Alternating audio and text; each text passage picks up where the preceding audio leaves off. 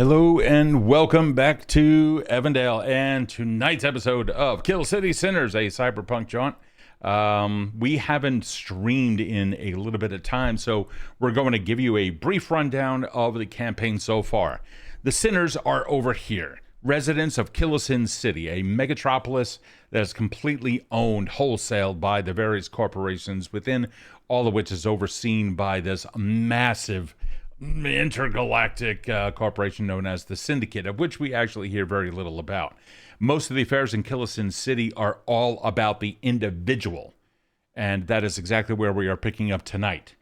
Our sinners have been in Kill City, its nickname now, for quite some time, and already they have encountered the oppressive nature of the corporations coming down on their personal lives, whether it is invasive through the doxing of information in public places because of a lack of care of the security of information gathered about individuals, about data theft, about everything else. However, there's one other facet of life in Kill City that is known as the Veil, so named because of the rule system that we are using, the Veil Supplement, which is for Powered by the Apocalypse.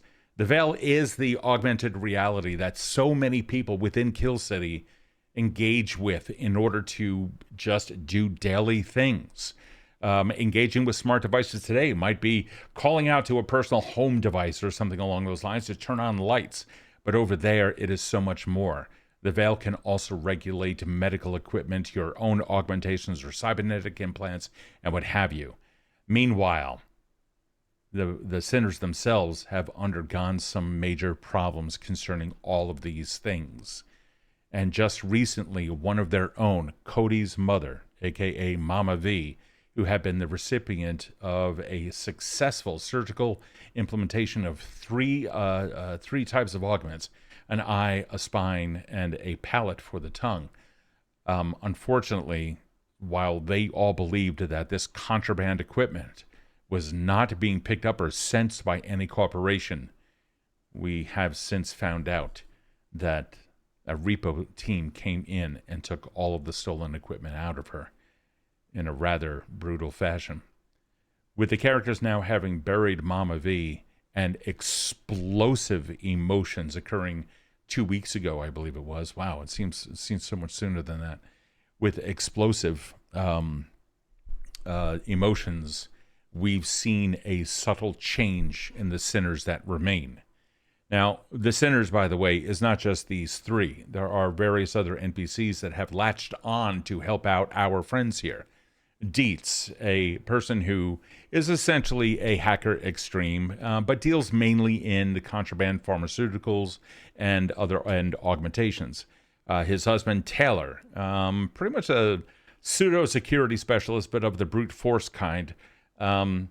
Big man, carries big stick, and talks softly. Can be contrasted by Shari, who is pretty much a human gone AI or an AI gone human. That has never been discovered, but a specialist when it comes to the Veil. And Hacksaw, a simpleton who is occupied by the sentience, now turned AI, of a former party member known as Doc Faustus. It was Hacksaw, after losing Doc Faustus several sessions ago, masterfully portrayed, by the way, by Mike all the way down there at the end. Hacksaw has been retaining a lot of his emotion, and with the death of Mama V, Hacksaw completely lost it. And that is now where we pick up. It has been now several days since our sinners have come together in order to bury Mama V. They have gone back. They have heard that some of the problems, if not all of the problems that they have been encountering, have been due to a Dr. Hazer. They've met him briefly, albeit he was being chased by them in another corporation. Well, supposedly this Dr. Hazer has a shadow corporation that he has created, Mantle Corp. And in last session, the players just found out that he may be in a blacked out portion of the city, conducting experiments of some kind. They believe a lot of the augmentation problems that they've been encountering, the tracking of things, and the odd behavior of certain individuals may all be tracked down to the nefarious operations of Mantle Corp whatever that is. Right now, it seems more of a scapegoat for the world's problems, but the sinners are also beginning to find out that Mantle is not just a scapegoat. So we now pick up several days after the last session. I'm going to go around and ask the characters what it is that they have doing that the others will have noticed, not necessarily what is happening internally, but what we see externally. Before we do that, players, any questions about tonight? Nope. Alrighty. So we're going to start over here. Kode, do you want to go last? Sure. Okay. Haven, we're going to start up with you. Okay. Haven is doing her jam, which is a jam is just a job. And her jam-a-lam is smuggling stuff, anything that the working class might need. So she purposely changed her usual route to go like past Cody's house, like every half hour. And she's kind of like, if he probably would have noticed, like she just kind of is like idly looking over there, just checking to make sure he's okay, and then like scooting by. She's done that the past few days. Okay. Mike, what has Zephyr been doing during this time, who is relatively new to the Sinners? Yeah, Zephyr has also been engaging with his jam as a bartender at country western themed chain restaurant Rib Stickers. But he's normally sort of like a show up, 3 minutes late for his shift and leave 10 minutes early if he can get away with it kind of guy. Sure. He's been very kind of just like putting himself into the work lately. Okay. He's new to you just said externally. So yeah, he's been keeping busy at work. Kind of his usual thing of keeping an ear out for any sort of gossip in the because the restaurant he works in is sort of just like on the very edge of the grid. Sure. Alrighty. So he gets the occasional like mid-level corpo suit in there. Okay. All right. And I'm going to go one more round after this. Physically, what do we see with Kode? Or externally, rather. Sorry. All right. Externally, Kode has seemingly shifted almost entirely into work, working usually anywhere between 16 to maybe even 20 hours a day, and sometimes sleeping just outside of the apartment, never really going in, maintaining the fact that if he goes in, he will see Mama V, and if he does not, he doesn't know how he'll be able to handle that. So he usually finishes his shift, goes up the stairs to the door, and readies his weaponry, equips himself with the one blanket that he has to cover him, and rests against the door. And this has been continuously for the recent couple of days. Okay. Excluding the most recent day where he contacted his owned friend and made sure that she knew that he was still available and to stand by. Still available for whatever he requested okay. to be ready when needed. Okay. Alrighty. Now, let's talk about the emotions. Things have been running extremely high. And prior to that, we had a fantastic session where, Mama V got some positive implants. We ended up successfully carrying out some missions, and then this kind of stuff happened. A very rude and surprising reaction, or rather action, that the city has conducted. And once again, it's just a reminder, shit goes downhill. Haven, emotionally, what have we seen? How would the more astute members of society be able to pick up on whatever it is that Haven is going through emotionally? Haven is more pushing that like grief into productivity. So honestly, the upper echelon of the Kilson City citizens would probably be missing more of their shit. they'd be noticing that like their shipments aren't arriving on time, and like it's a logistic nightmare. But the people that are like the pit and just above the pit are definitely noticing maybe an increase in a quality of life. Oh.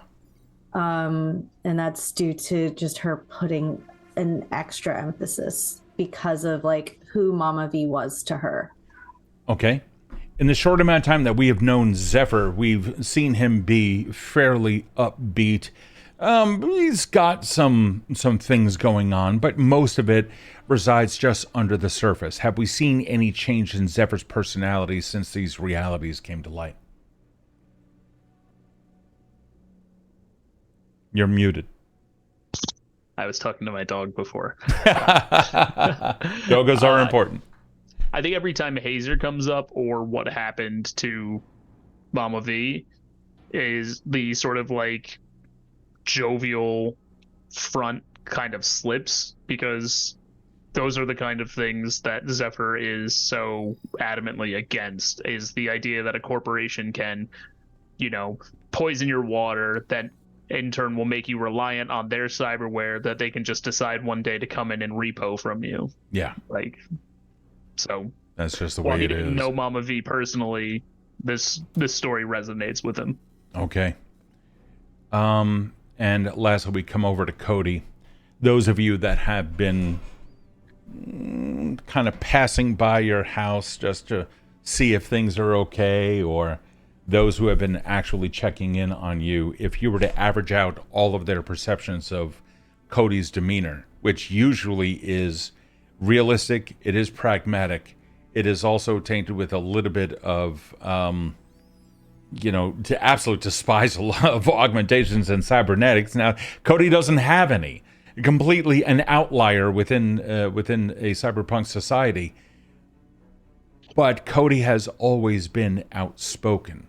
What have we seen of Kode's personality? Has it changed at all? And what emotions might be able to be detected by those more empathetic people? His interactions with the overall society around him have been at a decreased level, in that it is likely noticeable. His co-workers probably think it's because of the promotion he got beforehand, as he would definitely not mention to his associates that his mother just died. It would be one of those things where it was just quiet, and he would be focused almost exclusively on his work, somewhat working in the shadows whenever he wasn't doing jobs at the syntax. But also in terms of emotion, it would probably be visualized as whatever color rage and depression are. Just a deep and bright ember at the pit of a chamber. So, thank you for that. I wanted to give everyone else who's watching a brief little lesson what exactly the city is, how large it is, and what it is that we're dealing with when we talk about the various districts. Welcome to Callisto City.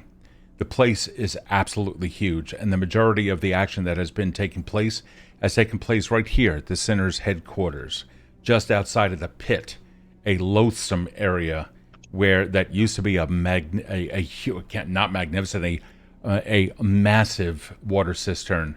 Then when the city began to evolve into its current state, apartments and flats were built to cling to the walls and pack in so tightly tens of thousands of apartments.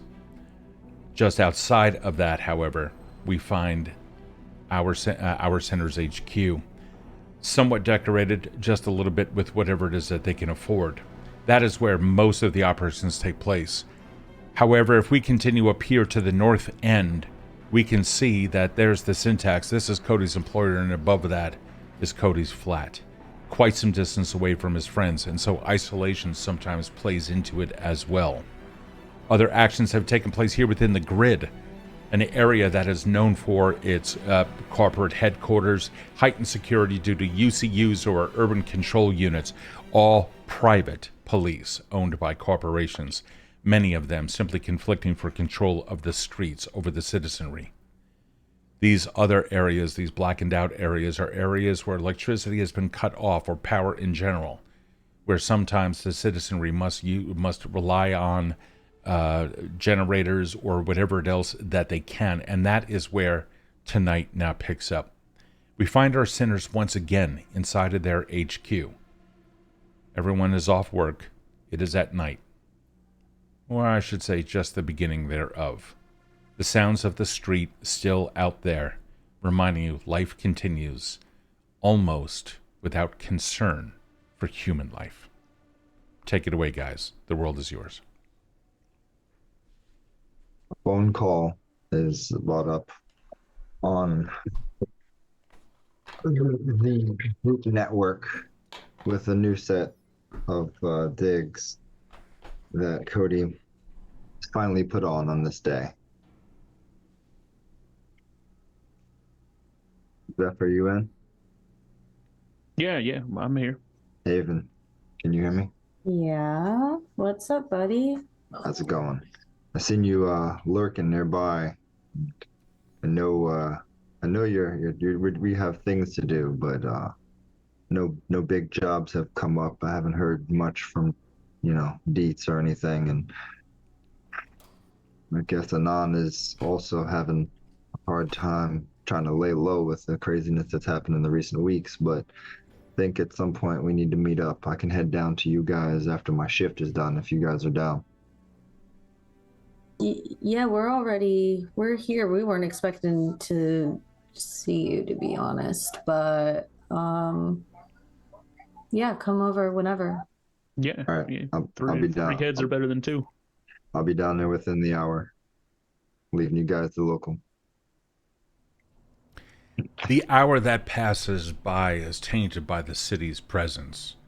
Whatever it is that our other 2 sinners do during this time is completely up to them, but if it is any indication like what you guys have been doing over the past couple of days, it's not much. Yeah, I think I think with the knowledge that like Kode is on the way and with the group sort of assembled, it's time to get serious. Zephyr is sort of playing into the incongruity of being a cowboy samurai, so he's got takes off his spurs so he can deal the full samurai kneel. And he's got his sword laid out in front of him. He's just meditating. Haven? Haven is cleaning, and I think she's stress cleaning, and she's I gotta, she moves a pillow, there's a raggedy pillow that is Cody's favorite that he always puts underneath his arm when he sits on the chair, so she puts it there and punches it down so that it's already prepped for his elbow, and it's not quite right, and she's probably punching it so hard that it's disturbing his Zephyr's meditation, and it's just a mess. Kode, what method are you taking to get to the HQ? You said about an hour, and usually that would include either parkouring over the city's buildings as usual, or taking a sense of public trans. This time he's taking complete public transportation. He is taking up hood so that it looks like he's either sick or inebriated, but he's doing the thing that he does to remain as undetected as possible by the overhead security cameras along the way as possible, but he's taking public transportation. Then our camera now zooms out and we can see Kode so dressed exiting the Syntax, the beat of the nightclub just beginning to pick up for the evening, even though it is open nearly 24/7 these days. Kode comes out and then finds a tram which is able to take him to where it is that he needs to be, albeit after several inconvenient stops. The people who sit down and stand all alongside him are a mix of machinery and biology. Some an arm here, others a stalk of metal there. Hydraulics push and squeeze between other people in this ever-increasing anchovies nest. Anchovies nest, sure. An anchovies nest of a city packed in tightly. Disease comes through this city like a cloud. And when it hits, it is violent. The latest of nanoviruses has already gone out, Certain people's augmentations and cyber implants have already begun to glitch here and there. Corporations have been eager to charge for upgrades of firmware or what have you. And Kode, you can already hear the coughing or the zerking sound that come from some audio boxes if they happen to have those installed. A stark reminder that you are not one of them. And what plagues them now is not anything that could potentially plague you, for you are 100% human. As you go through, the neon lights cast down upon your face and upon everyone else. There's hardly in this rain-soaked city any visible white light, except from a billboard that happens to replicate sunlight, but even then it's just part of an advertisement. The rails humming along might be the only thing that can bring peace to an otherwise musical city. And finally, you arrive in a place just south of the grid. The corporations, of course, would never offer public transportation to the area near the pit. Everyone else there has to walk.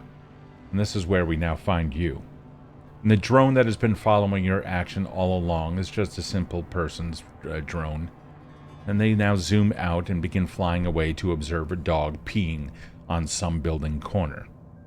But another drone then picks up Kode's actions, walking silently on the street, huddled in, trying not to be wet, until finally you arrive at the headquarters. And Kode, with reluctance, and the first time there was any moment of thought, at least visible, he hits up to the intercom to be let in as usual. Zephyr is still lost in meditation. Oh, Steve, I should mention, I don't know if you saw my... I didn't see the roll for your object, no. What is it? You have 3 hold to make my sword mean to me. Oh my god. Thank you for that. Truly. We will I address think that momentarily. I think that's sort of the topic of the meditation, communing with the blade, is Zephyr kind of putting his smart-linked hands on it, going now I know you've been quiet lately, and that's never a good thing. But you can feel, as soon as you say that, you begin feeling the sword itself kind of vibrate with an internal AI intelligence. It hasn't done that in quite some time. For those of you that don't know what hold is, it's essentially an in-game point currency that a player, or the Master of Ceremonies as they're called in this game, the GM, can then use for other things, essentially points in a pool that could be spent on certain things. In this case, his character is part of a playbook known as the Attached. He has an object that he can never be without, for one reason or another. That I leave up to the player, but the character may suffer without it, and now that object could potentially react against him. While he is meditating, I'm going to run downstairs to the door and let Kode in, and I'm holding, I've got double kitchen gloves, and I've got this watered down Windex that I've used on every surface. Sure. The whole room smells like Windex. I'm hey, what's up? Here, you don't look like you normally do. This is definitely not your look. What? Are you okay? Oh, yeah. I am fine. Come on in. Yeah. Go to look back. Make sure nobody's really paying attention to what's going on. He'll come in and close the door behind him. Okay, and so you do. Zephyr now sees Kode enter the facility. Hey, it looks like... Mike, do you need more time? Hey, no, sorry. It's, how's it going?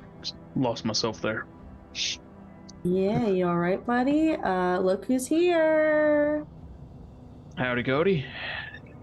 Zeph. Hey. I'm gonna cut right to it.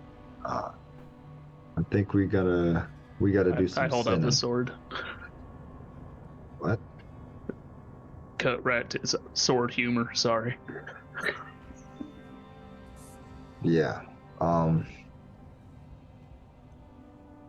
I think we have some things to do. We got some sinning to do, and I want to make that as pointed as possible. Yeah, sure. That. It's a good point. Nonetheless.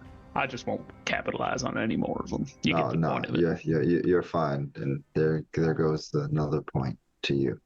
But I want to get some things handled. I want to make moves because working these recent days, I realized that although that was impactful to me with Mama V, nobody noticed. I didn't even tell my brother. He has no idea. He's out there corporal wage slaving it up. Didn't even get a what are those heads up messages about loss in the family? Nah, he ain't get none of that. And if he did, sure as hell ain't contact me. Didn't come to the funeral neither. So I feel like someone is lacking in their obligations, and one of those people is definitely the corporations. Now, Haven, I know you got a better beat on how the corpos work, you know, and Zeph, you kind of deep in it, but I know you handle things on the side in terms of sending anyway. So I think we should put our heads together, contact the people that we know, make some moves, and making sure this shit don't happen to nobody else. I know it will, and I'll die trying, but knowing what I know, and with my capabilities, your capabilities, our capabilities working together, yo, make these motherfuckers pay. Hell yeah. Absolutely. I know I'm kind of new to the group here, but I'm glad I found some compatriots whose values align so wholly with my own. It is quite hard to burn this city down on your own, but I genuinely think the three of us could do some damage. Do we have like a preference of who we take down first? Because I mean, we all got something with Dr. Hazer, especially you, Zephyr, so... I would very much like to kill Hazer. The doing of that will be a little difficult given what we know about his durability and ability to avoid being cut in half or cut down. Might need to talk to Deets and figure out if we can, I don't know, make some kind of cyber net so he can't just jump on to another body. But, Hey, Zeph, I got a question about that because I'm not too familiar. Mm-hmm. Like, I know we want to keep him and get him got, but if it's probably best that y'all handle that, because if I get my hands on him and he can be contained, I'm gonna keep him around for a while. He's gonna be my little pet project. Y'all, so I recommend y'all handle that before I get to him. That's fair. I definitely like the idea of that net, though. Yeah, I mean, I do not wish to make I may have overstated my willingness to be done with things quickly here. I do not want Hazer to suffer a clean and glorious end. He's a downright snake, a rat bastard, and one of the worst pieces of shit that's walking this city currently. I need to see him suffer. The net's just to make sure that it's him, not some poor sap who got stuck with the bill. So my idea is probably to add on that. I don't know how this net stuff works. I know y'all cyber folk got all this weird shit to let y'all escape that weird teleport thing shit he did before. But how about we figure out a way to take everything that he cares about away from him beforehand? He's got a company corp, right? The what was it? Mantle. Mantle Yeah. does Like seem that? to be where he's operating out of. Is there some way we could just totally fuck that, make all his ones zeros, and then fuck everything up? Is that a thing? We could do it that way, or the old-fashioned way with a couple bottles and some fire. Yeah, I mean, there are definitely a few ways to go about taking down a corporation. Mantle doesn't strike me as the kind that's going to have public shareholders that'll get scared off by some fire bombings, but they are certainly quite a bit of fun. And I mean, worst case scenario, a public campaign like that would force Mantle to retaliate in some way that might give us some more information on their sort of headquarters. Or their area of operation. All right, so do we even know where they at? Like, do we know how to like get into their shit? Do we know who works for them? Do we know anything? I mean, I could go out there and spend this tonight going to handle shit while y'all work another angle. I could do the physical thing, see what I can do over the night, but like, do we have nothing? We got the chip that we found with the M on it. Gave that to Dietz a while back. He might have been able to pull something on it. They don't strike me as the type that would leave sort of hard-coded indicators to where something was manufactured, but I don't want to. he knows better than me. Really, I want to have like 2 and 3 plans before we even contact my peoples, the hold up the way, or even Dietz, or fuck, even Sherry, and which I'm a little weird about, Sherry in the first place, but fuck, she probably hear me right now for all the fuck I know. No, and I do like the idea of you staying busy. Scouting ahead might be really good move for you, and then we could work with Dietz, maybe get maybe that more information on Mantle or Dr. Hazer, work out info on that chip, maybe how to use that net, or how to construct one, or where to get one. Yeah.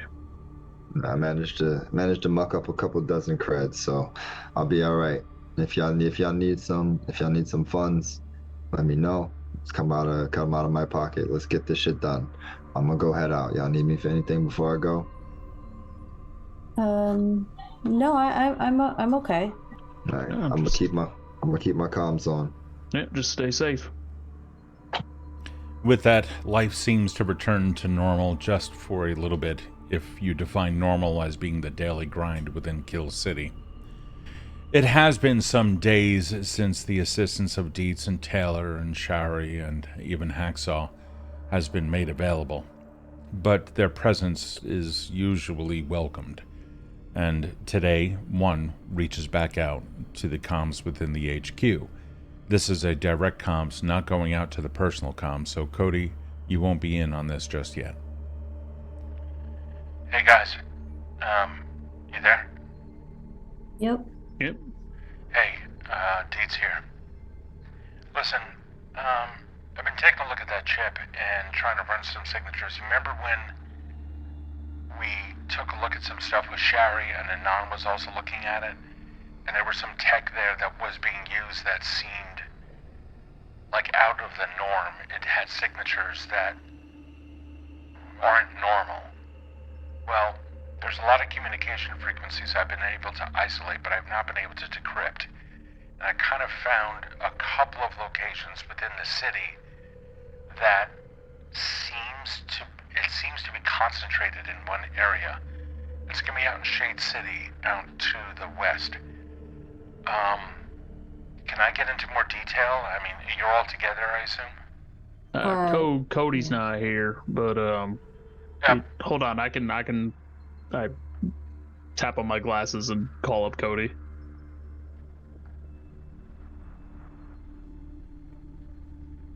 ahead. Hey, we got Deets on the line. Hold on one sec.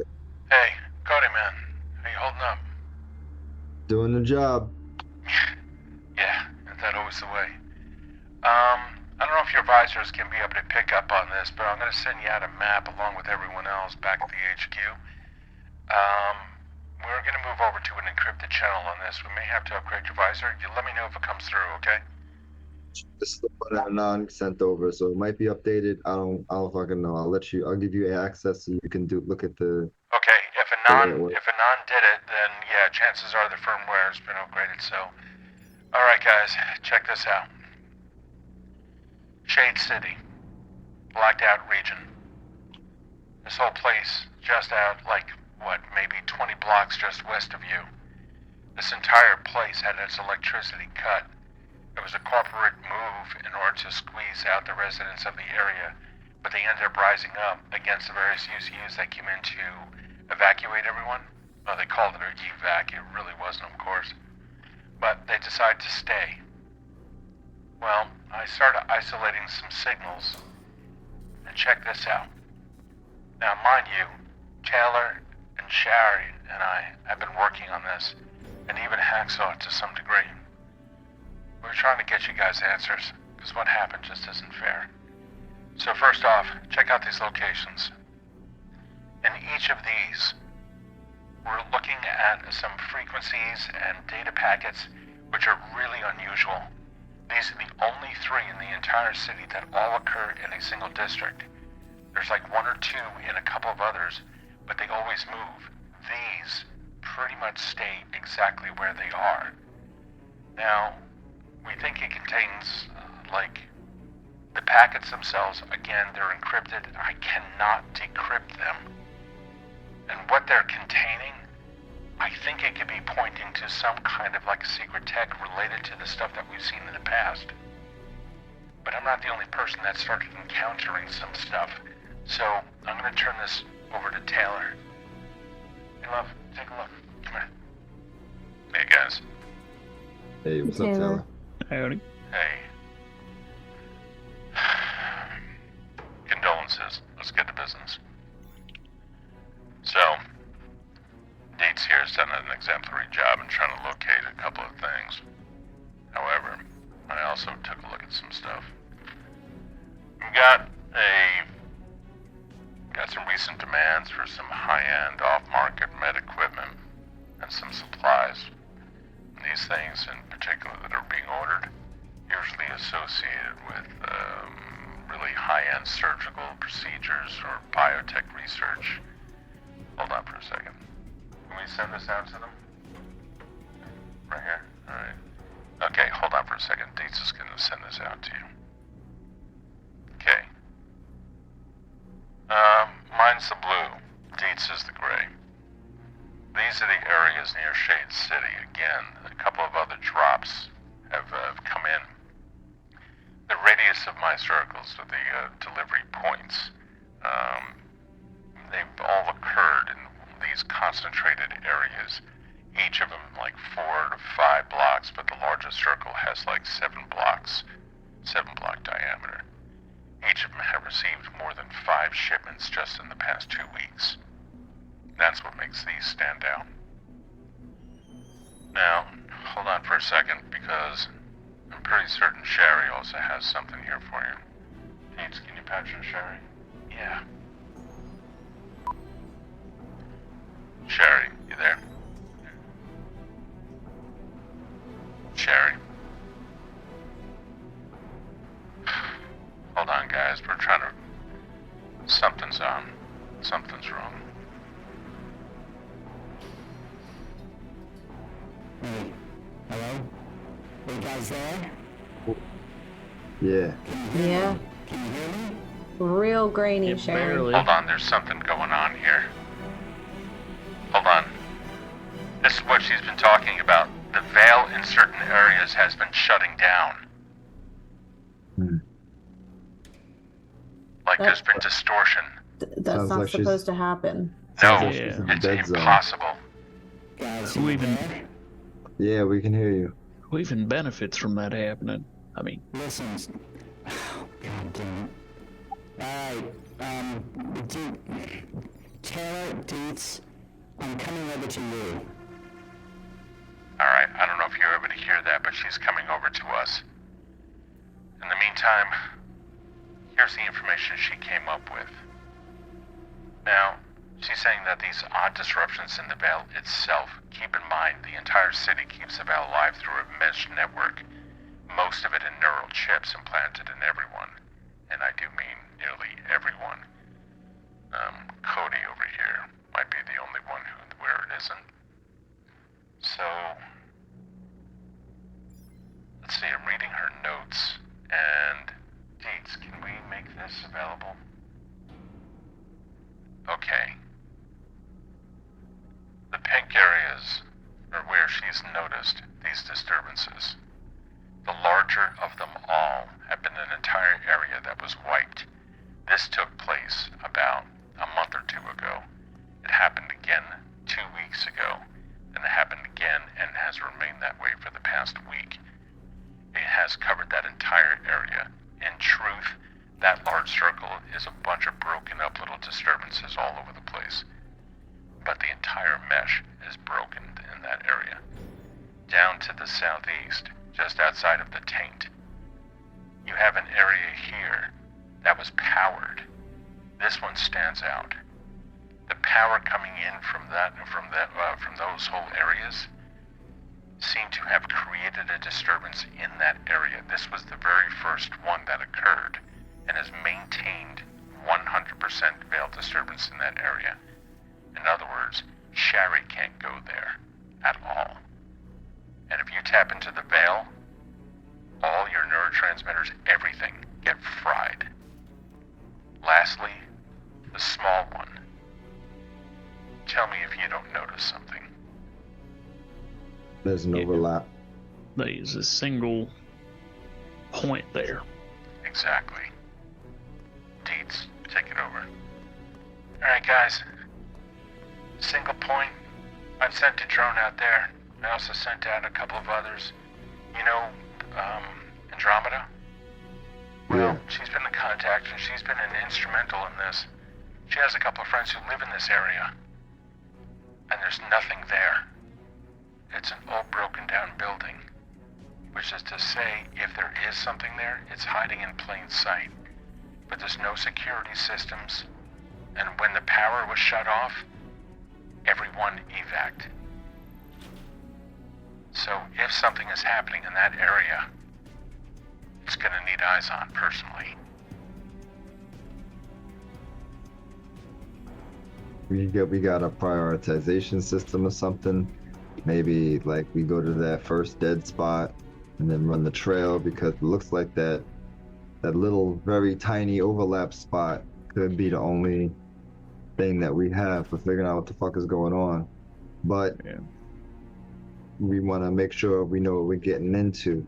And if there's a spot that Sherry isn't even able to get into with the veil, then I can ask Andromeda and her people to help me out. We move in. We keep Zeph and Haven kind of on the outskirts of that area so they don't get fucked up trying to like look through running their shit. And we move from there. Does that sound like something like y'all good with? Like, Yeah, I think that I'm just glad you're here, because you're the one that could probably navigate to that building the best out of all of us. Yeah.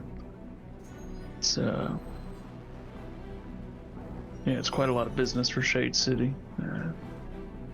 that's possible. I thought it was just straight up dead. I didn't even know Andromeda's crew was around there.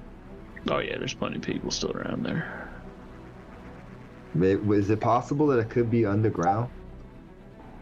Could be that building is, basically just the top of the staircase. But if it's got data going in and out, they probably wouldn't want to have it underground. You're sort of introducing a needless complication, transmitting up through concrete or dirt or whatever. Hey guys. Oh. Hey Yeah, sweethearts. got it. Alrighty, my comms are back online. Listen up, you sinners. I got something here for you. Where I typically am, which is just under the grid, yeah, the veil's been going in and out, so I apologize I haven't been able to get out to you. But I can tell you this right now. Hazer and his little corporation of Mantle, they've been up to something. Remember a little while back when you all first met me? You came down a nice little alley I had constructed just for you?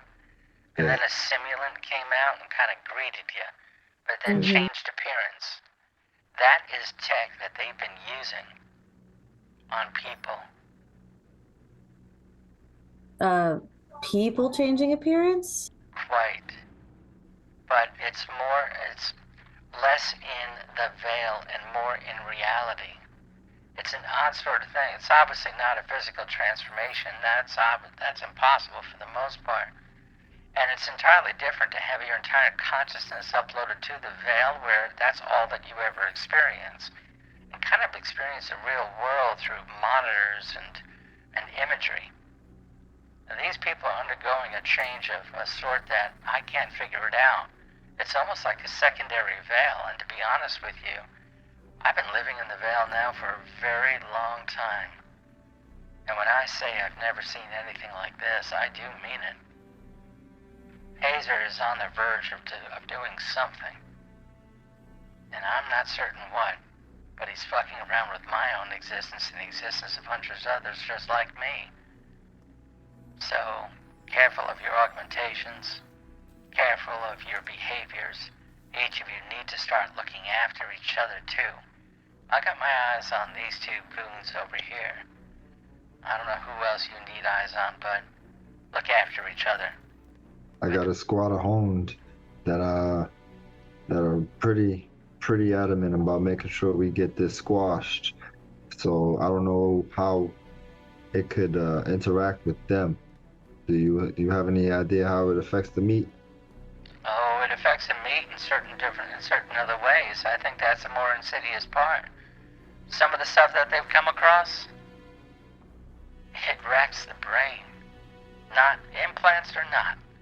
It's like it actually disrupts brain signals. That's the horrific part of all of this. They are mucking around with some kind of... It's like a transmitter that scrambles the brain and tells you exactly what it is that they want you to do, and you go out there and you do it. They can turn people into zombies, into automatons, into anything that they want. You're looking at the next evolution of the simulant, a simulated human that is actually a human. And there would be no need for a veil if that were the case, because Exactly. the simulants are here. Yeah. Oh shit! Shari, I got a question. Could you get that intel out to Andromeda? We've been trying to contact her over the past couple of days, but Deeds, do you have any more info on that? Not really. She's a little difficult to get in touch with, but I tried buzzing her phone. That's all she really carries with her. Yeah. I did get a ping back that said 1 sec, and that was that, and that was 2 days ago. That's not good, because if you saying what you saying is true, that means that they could be in trouble just as headliners before we even start this fucking show. Could be. God, I hate these fucking assholes. Hey guys, listen up. Anybody that you're loving, we have Anon over here. His circuit's got a little on the fried side. Good? A recoverable? Yeah, he'll be okay. But he was over there when we couldn't reach him while Mama V was... Yeah. So, we couldn't reach him. We did a quick little check, and he was out. So we brought him back here. Good tea, good food, good rest. Hopefully he'll be okay.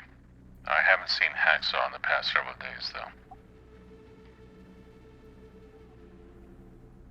I guess we could swing by, just check on Hacksaw before we go over to that place? Yeah, if we're dealing with something that can really fuck with our augmentations, we might need a surgeon on hand to do a bit of a cyberectomy, as it were. Can y'all even survive without your implants? Like, can they be like removed?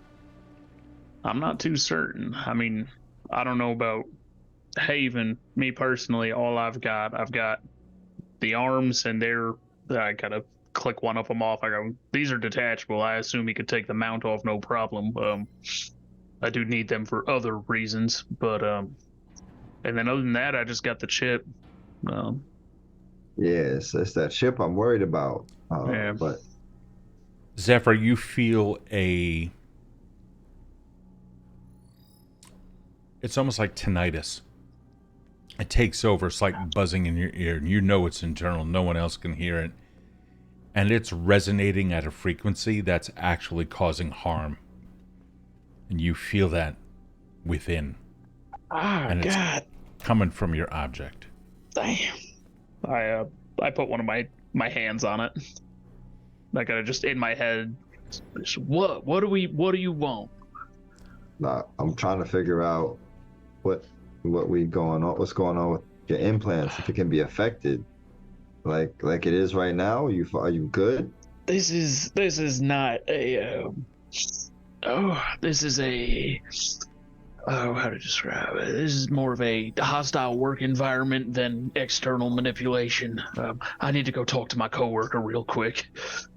Then I kind of just go into a side room in the headquarters. As we do, the conversation behind the scenes from everyone else kind of fades off, and we concentrate solely on Zephyr. What do we see? I think Zephyr unclips like the whole like sheath and quickfire assembly from his belt and puts it on the table and puts like one hand down on the sheath and the other on the handle of the sword and goes, all right, I'm listening. Talk to me. You get a sense. You're not getting a voice. What you begin to feel is a yearning. You begin to feel a sense of loneliness. You feel as if whatever it is and whatever it wants, it needs to be a part of something, but it is fueled by a vengeance that you have not seen or felt before from this. You are accustomed to the blade. You have a name for it, by the way. Oh, my name for the blade? Do you have one? Yes. I kept the name that it had from the previous owner. Very well. It is completely up to you if you want to invoke it. And but before you say anything, if you say anything, have you ever used the name in its presence? I have. When I first picked it up and took my first act of revenge with this sword, and I was planning to say it again in front of Hazer, but to get it to sort of elucidate to me what it wants, I kind of, resume that kneeling position in front of it and go, we'll take our revenge, Muramasa. You feel a sense of vengeance now, that same sense as previously described, as beginning to burn. Your fingertips it's almost like pins and needles, but it's the kind that comes when nerves are just growing back after being burnt.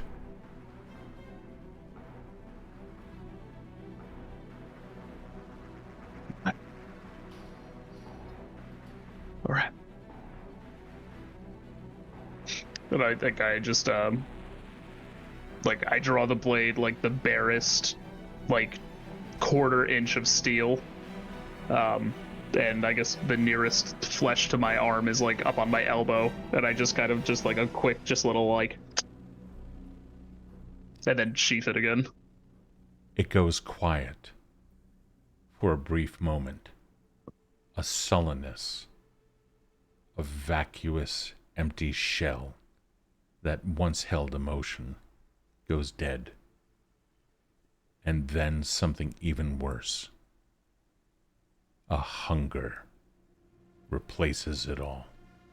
A perpetual underlying hunger, like the drone of the city, just waiting for more. Okay. I like buckle the thing back onto my belt, and I kind of stride back into the room, but I'm not really stopping for the conversation. I go, we can keep this conversation up over comms, right? I need to step out for a moment. Yeah, you need backup? No. I would prefer to keep this side of me a bit more, we'll say, shrouded in mystery, as it were. As long as it ain't gonna interrupt with what we got to do in the future, I'm with it. I understand where you're coming from, fam. I'll still be on comms. I'll be listening the whole time. I bet. And I'm gonna step outside and immediately start looking for any sort of like petty crime that's going on, like a mugging or anything like that. Usually that wouldn't be too hard to find, but like watching water boil, the seconds lumber on as you walk through the streets looking for any excuse to quench the blade's thirst. Hey, Haven. While we get into this, because we got like layers shit to deal with. Last week I gave you that card. Were you able to get in contact with that cybered up chick that I met way back when? She was the one that gave it to me, and there was a lot of craziness that is dealing with like food processing and corpo stuff. And she seemed like she was trying to be helpful, especially considering where we was at. But did you manage to come up with any contact information, figure out where the fuck that corp was from? I didn't even understand what half of it was about. No, that number that was on there, it was disconnected. I tried multiple ways. I have Stu back at the diner working on it now. Sorry, I didn't mean to throw that on you, but I'm not good at that stuff. That's okay. I'm good at eyes on searching, not veil searching or whatever the fuck y'all call it. I'm not really in it the way they are. I mean, Zephyr can like remove his shit, but some of it, the chip is always in there. But it's just my eyes, and it's not.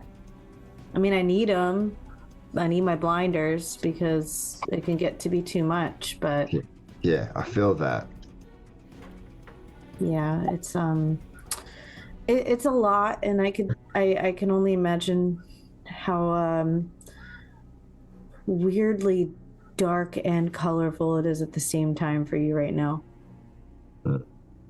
All I can think about is why the fuck this pillow is so fucking lumpy right now.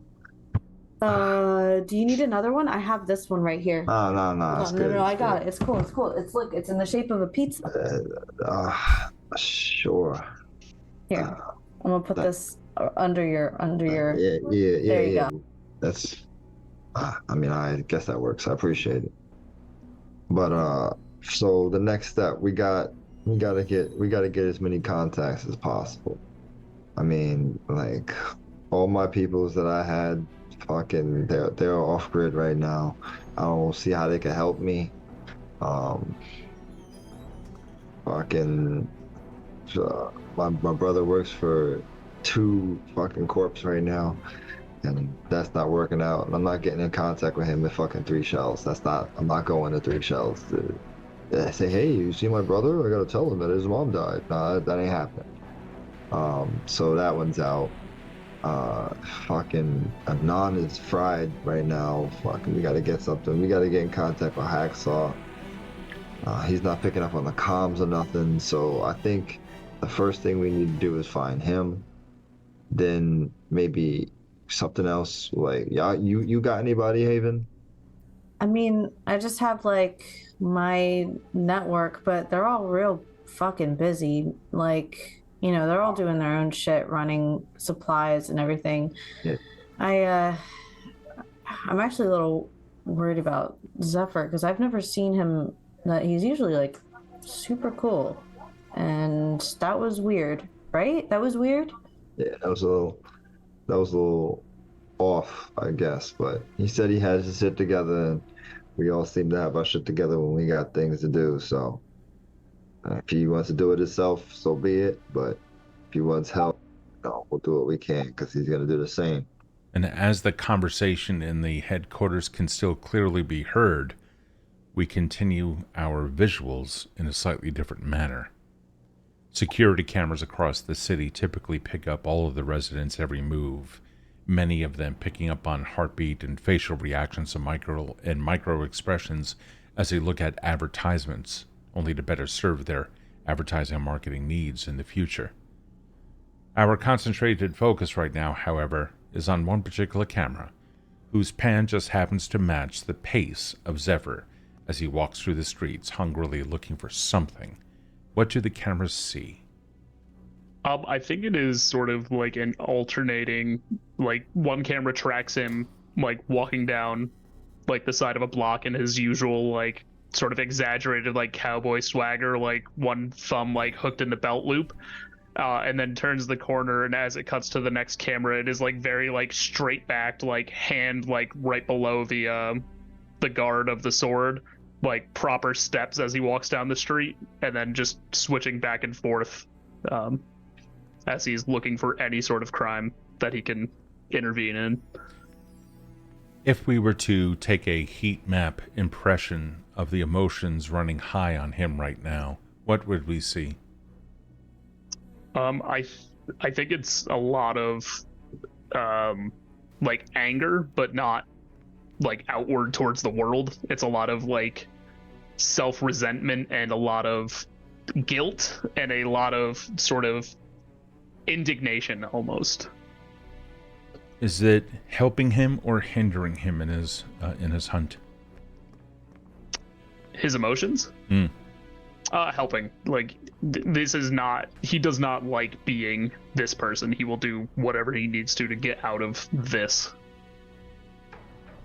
Directly across the street from the several alleys that you have been going down, this particular street, not particularly well traveled by vehicles, more on foot, primarily due to the construction that has been perpetually taking place now for several years on either end, leaving many of the residents of the buildings within completely stranded from ordinary transportation. As you can see, there is someone who is in fact being mugged directly across the street. Waiting for an opportune time, you wait to strike or at least to make your move. But in so doing, from your position from across the street, you are standing next to a wall, which has a flyer on it. The flyer has been taken down, but the taped up portion of it that it had been ripped from remains. On some kind of white paper of some sort, you can see against a black block background the words Mantle Corp.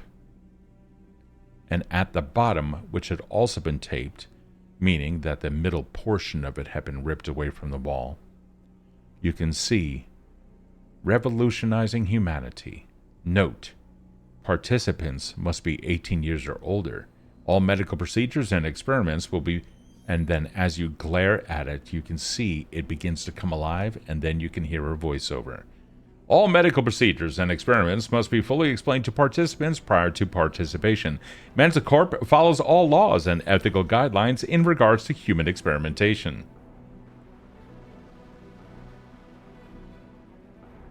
I just, like, I pull out one of, like, my... Nah, he's too in it. He tries to keep a note of where it is, but the ringing and the burning is getting to be too much, and he like strides across the street.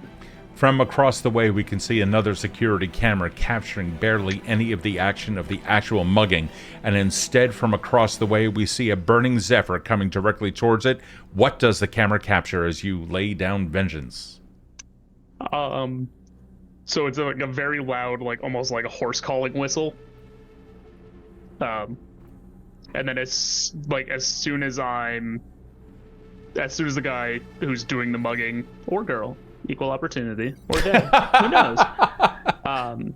As soon as the mugger turns, was this sort of a mug by intimidation, or do they have a weapon out? No, they have absolutely a weapon out. Oh, perfect then.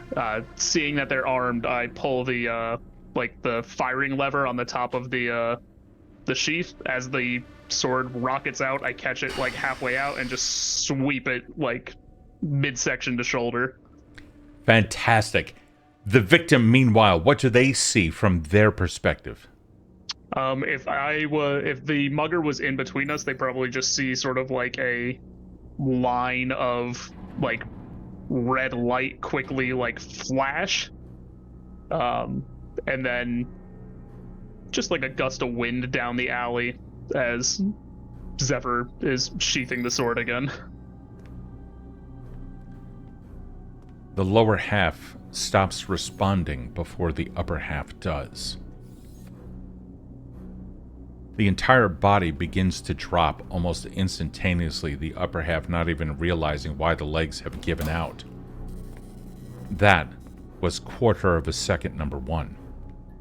At a full half of a second in, after the blade had already done its damage, the initial shock began to hit the mugger's face, and the grip on his blade just began to loosen, just as his jaw did, in the shock that it had begun to feel. 3/4 of a second in, the blade had already made its way through, completely bisecting him. By that point, the eyes had already begun to open up wider, just as the nostrils did, to take in what should be air. This was the first of the gurgling sounds in between the two sections of torso that was heard. Then everything else seemed to fall within the next 2 seconds. The person who was being mugged barely had time to register what was going on before their own before their own brain sent a signal through. Run. Your blade had already been sheathed by the last time, or by the last thump the body made on the ground. The head, the face, still twitching as the last remnants of oxygen leave its brain. All right. This should at least take the edge off. The numbness in your fingers dies just for a quick moment, but you can still feel a yearning, this time fueled by the blood just fed to it, by the life energy that it picks up on, by the frequency of the resonance of life, the resonance of life itself. The blade yearns for more, but this time it wants to feel what sorrow is. You receive back, I believe, yeah. So it is -1 hunger. Mm-hmm. You also get mark experience. And that levels me up. Jesus. Congratulations. Thanks. Oh my god. I'd level up too. Yeah, you better level up. The leveling up here actually plays in well to the. I'm taking another option from the revision, which basically lets me add one of like the major things to my object. The revision I'm taking is the harm it does sustains me. I can't heal harm by any way other than this, but for every 1 harm I deal with the sword, I heal 1 harm. Wow. So I probably just have like little like, oh no, I have robo hands. I just had like scraped up knees and everything, and as like the as the blood is sort of like as the bloodied sword is being put into the sheath, I can just feel the skin kind of closing over. All right. Yeah. The conversation that had been taking place back in the headquarters never actually stopped, and all throughout that entire interaction, we were able to hear the continuing conversation. But first, is Zephyr going back to HQ after that? I think since there's still like an active hunger, he's going to first thing, I guess, like turn the mugger over, see if there's any sort of like gang affiliation on this guy.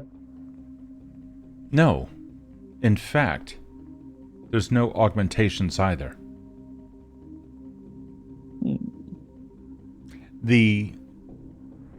Now that you're spending a little bit of time looking at it, his clothing was that of a street. The haircut is high and tight. His fingernails are clean and clipped, manicured. You look at his shoes. They are proper dress shoes that probably cost around 125 credits.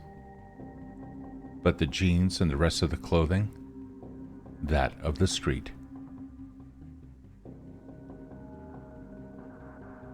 Corpo slime bag, motherfucker. And that's when... hold on. Raffle, read the description of that.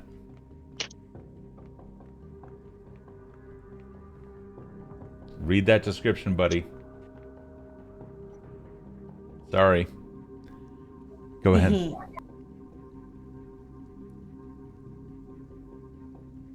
I think just as the like Zephyr's emotional state is normally so different than that the sword kind of holds. The sword has a lot of like righteous anger and vengeance and bloodshed. So Zephyr purposely affects a sort of like aloof, calm, confident like operator. But in these rare moments where his sort of mental state aligns with that of the sword, it's just fully like impulsive action. So the sword is like back out. He's mutilating a corpse in an alley. As you do, we're going to tap back into the conversation back at the headquarters. Haven, now that Kode has found some comfort with a... Kode, where did you go, by the way? I thought that you were walking outside of the HQ. Mm-mm. Oh, you went into like a back room to chill? Okay. Yeah. And hence the pillow. Okay. Yep. Mm-hmm. So the conversation that picked up from there, now that... And Kode, feel free to eat. By all means. Kode is the most humanist of all. Let's see that food. Trigger warning, mouth sounds. No. Yeah, dude. Scarf it away, man. I have a can of pears. Do it. Yeah, that's Cyberpunk, isn't it? Yeah, it's very Cyberpunk, seeing straight from the can. I'll trade you this chicken third grade byproduct made by Megacorp for your peaches. I mean, for your pears. No, these aren't the for 3D printed kind. I'll keep my pears. With that, we go back to Zephyr in the alleyway just as the drone pulls out. This one going off to view other people within the city and then target some advertisement within the air to them. But we switch over to different cameras. A security camera from across the alley from some business that has long since been out of business, but the security systems continue to go, constantly being tapped in to the highest bidder, or by the highest bidder. We see on occasion the front door of the HQ. What conversation continues there? So Kode, how have you been? Been very patient, waiting for all the details, and not our details, but the overall details of all the people I was investigating that I saw that night when we looked at that file.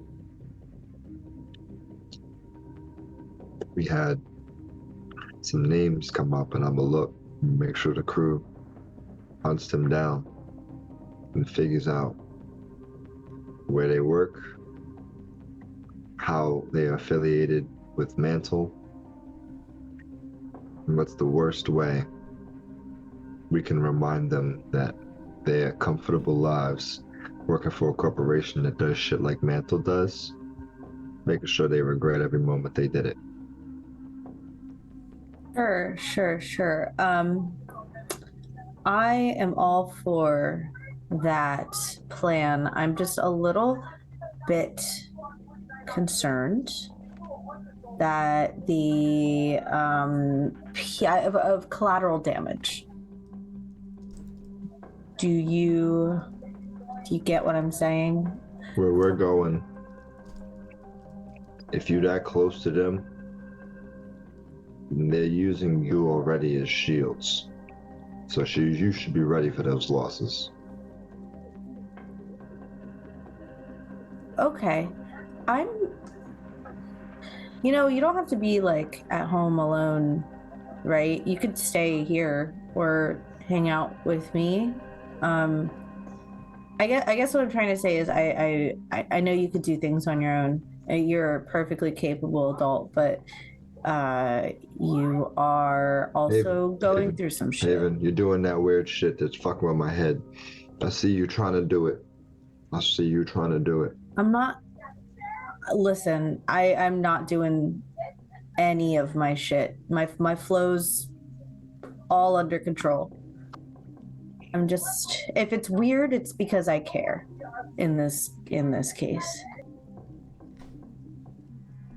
Let's move aside from all that dumb shit. Let's figure out where Zephyr's at so we can get this mission started. And with the mention of his name, we pull back and we take a look at Zephyr again. The body in the alley completely hacked apart, and yet the object still demands sorrow from the living, so it can feel what it felt several days ago on its own.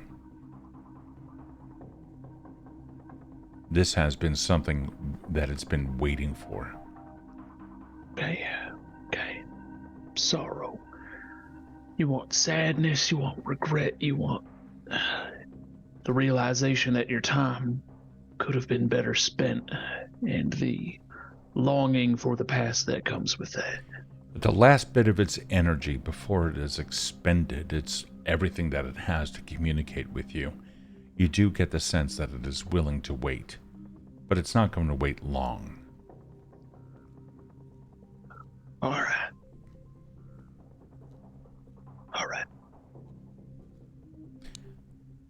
I go off to find somebody else. You do. We'll come back to you. Kode, every now and then there's this feeling of people that are missing from your life. Whether or not you choose to pay attention to it is a different matter. But one of the things that you remember was the repeated screaming words of Hacksaw. Simpleton, a giant, close to 7 feet tall and close to 500 pounds. His rage was palpable. And by contrast, it is silent now. He's not around. And the last words of Taylor or Dietz saying, "We tried finding him," or tried being in contact, reminds you that Haven had said, maybe you should go look for him.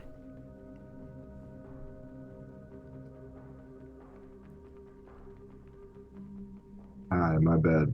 I didn't mean to come at you like that. But I had a link up in my head while I was talking to you about it, and I can empathize with somebody else right now. Yo, we really gotta get the Hacksaw. We really gotta get the Hacksaw. I think we should gather the shit that we got going and start making the moves now. We can't wait for all the details to come back to us. We gotta go now and get Hacksaw. Okay, let's go get Hacksaw. As you two prepare, we're going to come back to Zephyr. A hole-in-the-wall donut shop, Synth Donuts, of course. Their camera, mainly on their register or on their swiper for creds, manages to capture the feet of someone that looks like Zephyr, happen to pass by the shop. Zephyr, while you're standing out there in this small little district looking around for a little bit more, you can see that most of the people here are feeling something, but none of them are experiencing the sorrow that you're able to typically come across. Or, excuse me, that which you're actually looking for. Are you willing to settle for this, or do you want to continue looking? I think Zephyr is looking for another crime in specific, like something else he can intervene in. He doesn't want to give the sword its free pick of people. He wants to essentially, he doesn't want to lay out the buffet for the sword. He wants to craft it a meal out of ingredients that he finds ethical. Okay. So he's not looking to find sorrow. He's looking to create sorrow in somebody who deserves it. It's a little bit difficult. The city is flooded with this, all in its own varying degrees, raising the baseline of what is normal, to something that we today in our own real world might consider 100% depression.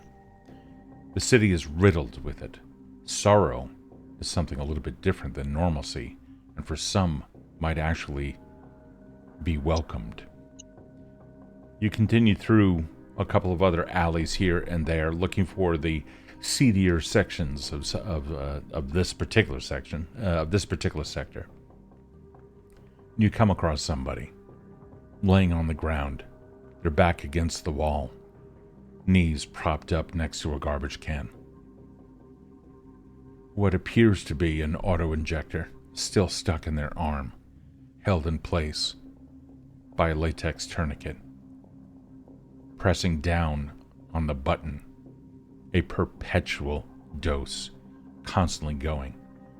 As you approach, whether to do something with or what have you, you can hear the clicking of an empty auto-ejector doing what it is continually told to do by that tourniquet, pressing down on that button into the unconscious person.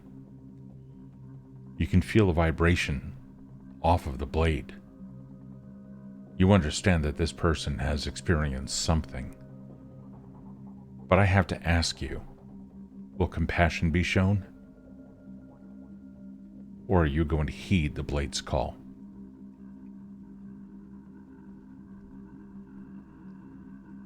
I think for a moment, Zephyr tries to sort of override what the sword is telling him. He kind of like kneels down to this person, goes to untie the tourniquet, and then just in a moment of weakness from the sword, kind of, quick draw, cuts the arm off just above the tourniquet.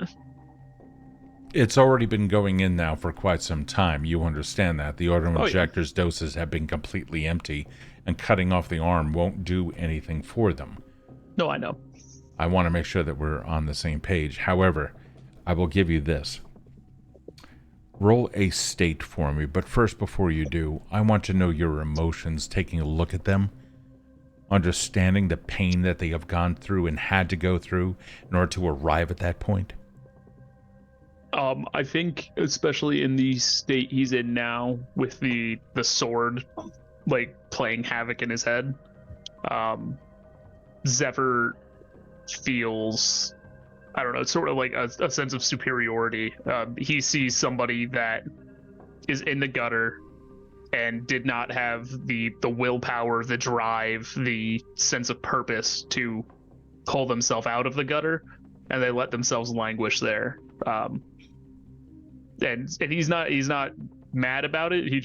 This is like the feeling of like, I dedicated my life to something and you did not. I think he's feeling powerful, as much as he hates that he is. Because you are attempting to end something, I'm going to consider this a neutralize action. Okay. I'd like you to roll your state, please, for this.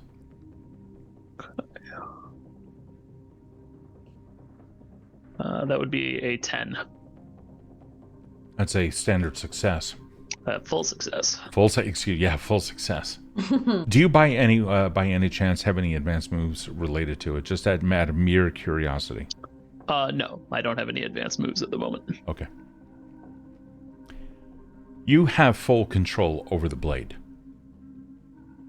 And as you untie the tourniquet, and the auto-injector now drops the last of its pulses from its dying battery inside, it's continuing to do it like a fish out of water, just trying to suck air out. The body begins to move as you grip the handle.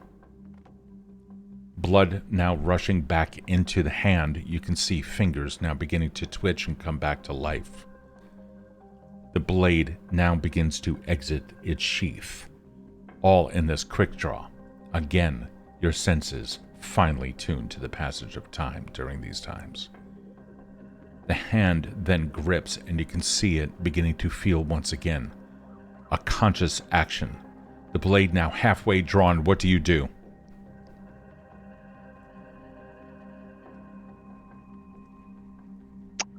As soon as I see the feeling kind of back in that arm, I cut the hand off.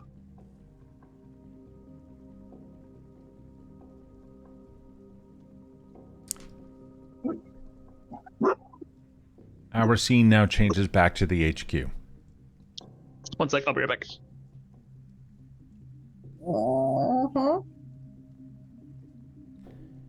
The conversation that we had drifted off from was concerning Hacksaw and how you need to go look for him. However, Zephyr needs to be found. For a brief moment there, you heard a pulse of energy come through the comms, as if an action or so from Zephyr's side of things had initiated contact, but then cut it off immediately. And then Haven, somewhere in the city, you felt relief.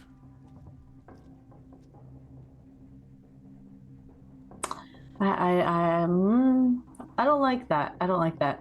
Haven's like standing in the middle of like the main living area after Kode just said like we're not gonna talk about that, and like we're gonna go find Hacksaw. And then I'm just kind of like looking around, and then I have like this moment where I just pause, and then I'm like, nope,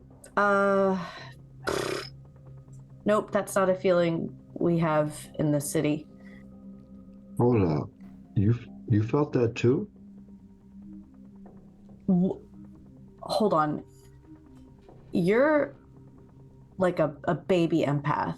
What did you feel? It's like that minute you take your first breath after coming out of a bath. It's like that like breath that you had that confirmed you was alive, you know? Right as you came up from the waters, like a relief. Yeah. See, no, we don't like that feeling because relief doesn't happen when everybody here is drowning. Right? Fuck. Going downstairs. We out. Kode rushes downstairs. Haven, you're joining him? Yes, absolutely. You both emerge from the HQ? Yep. I'm gonna call Zephyr, try to call Zephyr on the comms. Zephyr, the blade slices clean and deep. It is so precise of a cut that the artery and the veins seize. The hand laying lifeless on the ground, a small pool. The person who was coming to is now fully conscious, or at least as much as they can be, completely and still taken over by the drug's effects of whatever was inside the injector. Are their eyes open? Barely. I like grab them by the back of the head, and in a voice that's only half my own, go, "This is your fault. This is because of things you did and who you chose to be. And now, you're gonna have to live with that for the rest of your miserable life." The blade hums, being sated as emotion starts coming over this person. Half-closed eyelids fluttering, whatever consciousness is in them struggling against the drug's effects. A blank stare, unfocused eyes and pale skin look back, drifting towards you, struggling to focus. Tears of sorrow start coming down. And then as I sheath the sword and walk away, I see that I never in fact hung up, and I've been on comms the whole time. Oh my god. Fuck. As you exit HQ, Kode and Haven, you hear those words come through just as you begin to reach out. I stop in the fucking passage of where I'm running and listen and develop my own understanding of what just happened on the other side of comms. Like I stop at a moments like my footsteps are making too much noise to comprehend what it could have happened. So I stopped and I listened. You hear a clicking and a... What? This... And that end of the comms goes dead. Like they cut the connections on their side. Because you also never hung up from Dietz and the others. So everybody fucking heard that? Oh my Holy God. shit. There are too many sadists playing this game right now. I'm aroused. I'm not gonna lie. This is not something to be aroused by. We're gonna unpack that in the after party. Yeah. As Kode stops, I think Haven like is running, just runs right straight past Kode, and then like 3 seconds later realizes that he had stopped, and we could I'm listening to it at the same time, and I skid to a stop of like 50 feet up, and then I slowly turn around and I stare at Kode, and then I'm like, Zephyr, where the fuck are you? And Kode just collapses. No blinders. I am. Yeah, I'm right around the corner. I'm heading back to HQ. Yeah, well, hurry the fuck up, because come on, buddy, because I got a collapsed Kode here, feeling a little bit too big of feelings that has something to do with you. So we're gonna have a little talk in about 3 minutes. Yeah, I'd call that fair. Haven, from everything that you remember, but never having actually... Oh, no, you had been... Oh, no, you hadn't been there to Hacksaw's own apartment. Mm-hmm. It's only 2 blocks away. In the direction that you were heading, you should be able to see Hacksaw's, at least the entrance to his apartment building there. Mm-hmm. If what you said is, or excuse me, if what Zephyr said is correct, he might actually be near it. Okay, change of plans. I can't carry Kode all this way back to HQ, but we're near Hacksaw's, so meet me at Hacksaw's. Well, I'll meet you guys there. Right. Steve, do I get to erase another hunger from my object? Yes, you do. -1 hunger. Give yourself an experience. Thanks, Steve. You're welcome, buddy. Level 9 by the end of this. Yo, 3 fucking hold to the MC. This is not good. Oh holy my shit. god. So moving on, we can see the various drones and cameras all throughout the city. Not to be repetitive, but this is the true nature of Killiston City. You are always being watched, monitored, scanned, and judged for your monetary value of the next best thing that is released by any given corporation. This is no exception. In this case, a large messaging board floating high above the city, taking count of about 25 to 30,000 people down on the ground, measuring who is looking up and who isn't. And then the same advertisement being targeted to those who are not, alongside a run-down building where water had stopped flowing in it just 7 months prior, a pristine new advertisement board had been placed on the corner.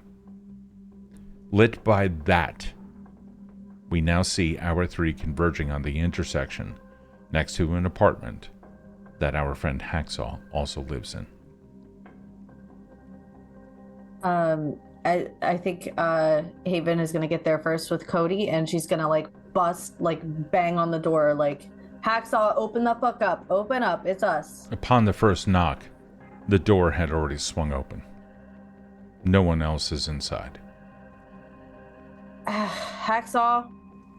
As you step inside and begin taking a look around or doing whatever you need to do to ensure your own safety, you can see that some things would suggest immediacy. Haven, to some degree, Cody. You can see that there is a feeling, an aura, a remnant.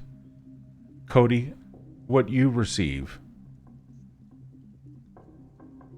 is, again, it's a sense of expediency, of anticipation, of anxiety.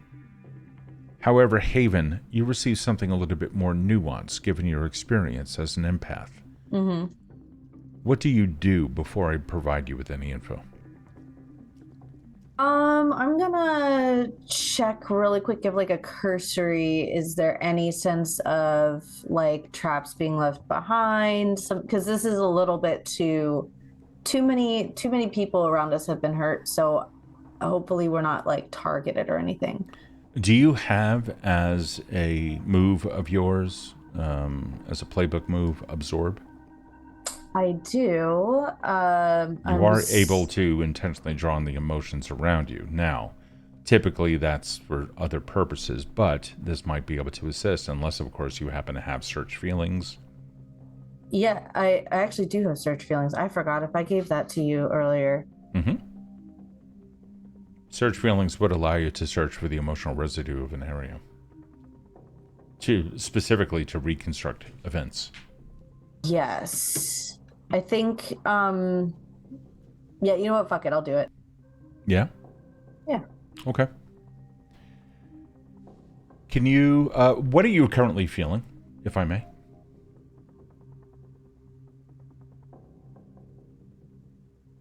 You're muted. Okay. I think she was feeling mad, and now she's feeling scared. I think she was real pissed at Zephyr or what was going on the comms, and that Cody dropped. But I think with this whole situation, she is now scared, which is super duper. I'd like you to roll scared, please. Mm-hmm. Mind you, you began the game with 0 flow. No, I began the game with 2 flow. 2? Do you have something that permits you that? Yes, I know we just went through that too, and I forget. We did. It carries over. You start the game at the full, That's right. That's right. Yeah, that's right. We did this. Yep, we did discuss that. Thank you. Yep. Actually, I'm gonna go ahead and say that I get 3 because I had an intimate moment with Cody earlier, so that counts as more flow for me. That would work. Yay. Cool. I got a 5, so I fucked that up. Mark XP though. Yeah. It isn't. Yeah. Mark that. All that you were able to pick up on is a mishmash of emotion. The same kind of outburst that Hacksaw had seems to pollute this place, diluting any of the emotional subtleties. This could be because he's simply incapable of feeling emotion like other people, being emotionally unintelligent as most people would identify him as. In other cases, you feel absolute rage as you both, and everyone now, takes a look at a table, which wasn't flipped necessarily in anger, as is evidenced by the lack of splintered wood, but instead because it looks like that something had been searched through. You almost begin to piece it out, all 3 of you. He was searching for something. And yet you don't see what it was that he was searching for. You don't see any missing spots. It could be something small, but you have no idea where he could have gone. His presence is definitely missed. it's kind of difficult to not feel the presence of someone almost 7 feet tall and 500 pounds. But Zephyr, you see something crumpled up. A piece of paper. Actually, 3 of them. One of them, this around the place, one of them, the corner of which is exposed. And you see a black box with white lettering on it. The beginning of an M. I also take harm, by the way.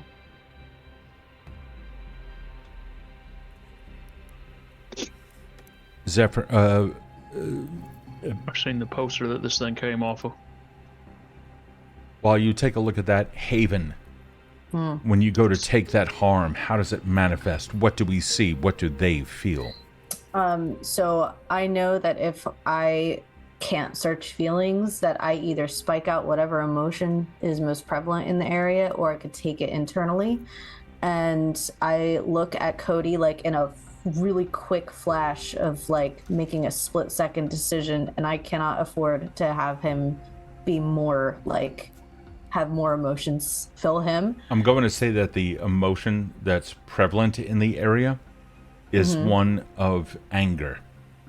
Yeah. Mixing anger and that whole grief stew going on in his body is like a no-go for me. So Haven is going to, as all of the search feelings like whiz through, like whoosh past, she is going to, she looks and she just drops Kode on the ground. And just is like, fuck, somebody tell me what the fuck is going on. I can't look. Sorry, Kode. Oh, Jesus. You can feel it rising up inside of you. You are completely spiked out on anger now, right? No, I'm not spiked out on anything. I just take 1 harm. You spike out the emotion of whatever emotion is most prevalent here, or you take 1 harm. Gotcha. Yes, Okay, never mind. I didn't want to spike, so I took the harm. Excellent, thank you. You take a look at the pamphlet, Mike. Yeah. Look on Foundry. Doop-a-doo. Ooh. Yeah, this, I hold it up, I go. You may want to read this one out loud. Yeah, this was I found a poster that looked a lot like this, missing its middle section. I'll read it out. Unlock the future of humanity with us. Are you looking for an opportunity to make a difference in the world? Do you need financial aid or medical treatment? We at Mantle Corp are offering an exclusive opportunity that might be the answer to your prayers. Our medical research program is at the cutting edge of human enhancement technology. We are offering significant compensation or medical treatment options for qualified candidates willing to participate in our research studies. What you'll get: full coverage of medical expenses. Any and all medical treatment necessary will be fully covered. Bye. Yeah. Generous compensation. Participants will receive a hefty financial compensation for their participation. Your participation will aid in groundbreaking research that could revolutionize. Is it supposed to be cut off? It's actually not. You may have to widen it out a little bit, but what it says is full coverage of medical expenses. Any and all medical treatment necessary will be fully covered by Mantle Corp during your participation. Are you able to see the rest of it? Now I can. Now Okay. that Then I've there you go. widened it. Could revolutionize human health and potential. Sorry. I had it a little folded over. Your participation is completely voluntary. You may opt out at any point in the process. Mantle Corp is committed to the health and well-being of all of our participants. Be part of the future today. To learn more and sign up, visit one of our offices in Killison City or send an email to recruit@mantlecorp.kc. Mantle Corp, and then tagline disclaimer. All of you can see similar pamphlets laying about. Why are these here? Why are these in Hacksaw's place? He must have found one outside and taken it down off the wall. Or All somebody of them? knew it. Or somebody knew he was a medical practitioner and slid him under his door. Or maybe he's taking him down so people didn't He take took him up. the job. He He took the job. Cody, you say that your hand is on an object, your left hand supporting your body, and as you say those words, you can feel a ring of truth come up through your fingertips. It seems to be a handwritten letter that has been written about 5 or 6 times over in Hacksaw's scribble.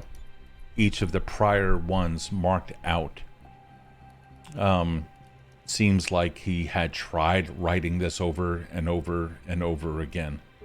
And then the last one, he just kind of gave up in the middle of it. But the general feeling... Doctor was taken from me. I'm useless. Everyone thinks I'm stupid. I don't have the same augmentations as anyone else. My fingers are too fat to fit inside of most bodies, and they say I'm really good at what I do, but I don't think so. I want to help more. I don't even have the credits to be able to afford new medicine for my friends. Today I found this. And you can see another torn off piece of paper. Its top and its bottom missing. The middle, the only thing residing on the table. A 4th version of this pamphlet, saying the same thing as what Zephyr just read. Maybe this...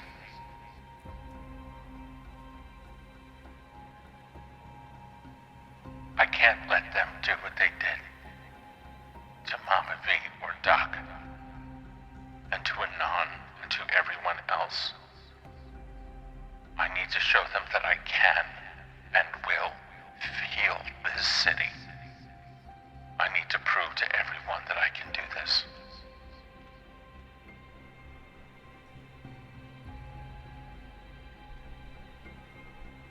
Purple the paper.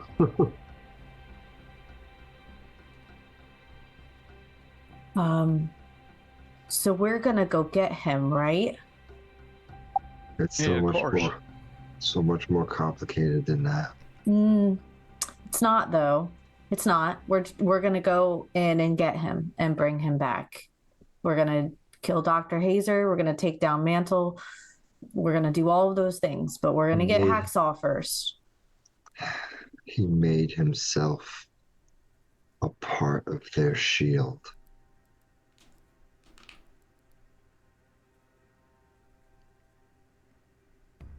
So we remove that part, and then they're weak.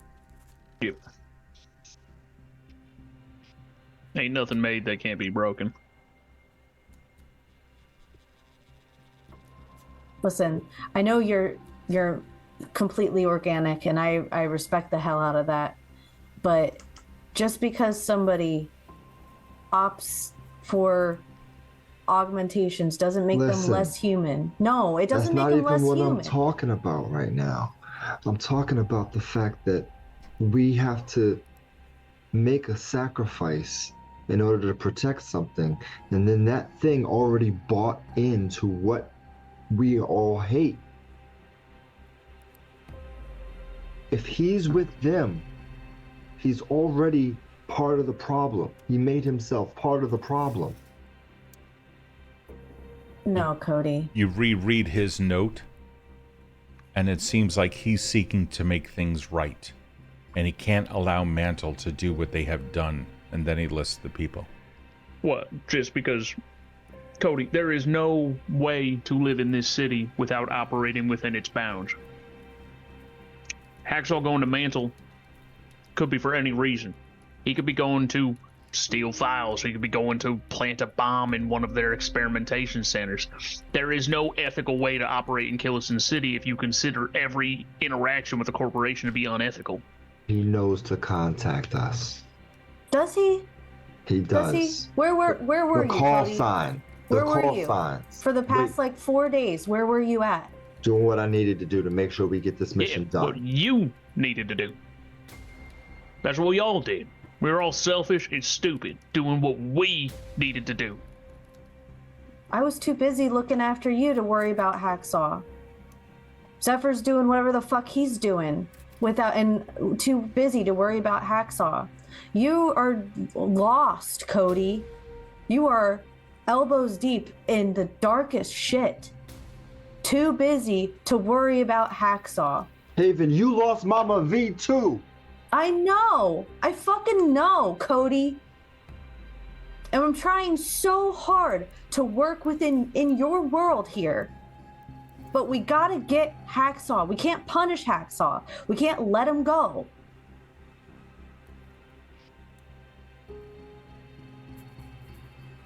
All right, let's go. Let's go.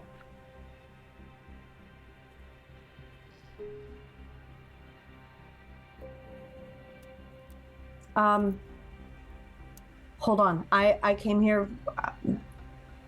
I haven't been here, but I've worked with Doc back then. Listen, I'm not doing any weird shit on you. I'm not slinging, I'm not absorbing, I'm not easing, but hold on a second. And Haven, because she and the doctor have been like smuggling medical supplies at one point, she knows that he has like legit anxiety medication on hand that is like in an emergency, and she's gonna find one of those orange unmarked prescription bottles. How are you feeling right now? Oh, I don't know, Kevin. How am I feeling? I'm feeling probably really fucking mad. Really mad. Roll mad. Okay. Expound that God knows how many times. Oh, it's still a failure. I'm rolling shit. It's a 6. You find a bottle, and it is the meds. It's also completely empty. And you find one on the floor. Fuck. I'm gonna The cap is off of it. Okay. I assume that the other two didn't see this, or Haven assumes. So she's gonna just scoop up the one and take it and bring it to Cody, and just be like, "It's organic here." The fuck you mean it's organic? It's just medication. It's anxiety meds. When I was newer at It's got those stupid like nanite mineral bullshits in me. No. Augment or some dumb shit.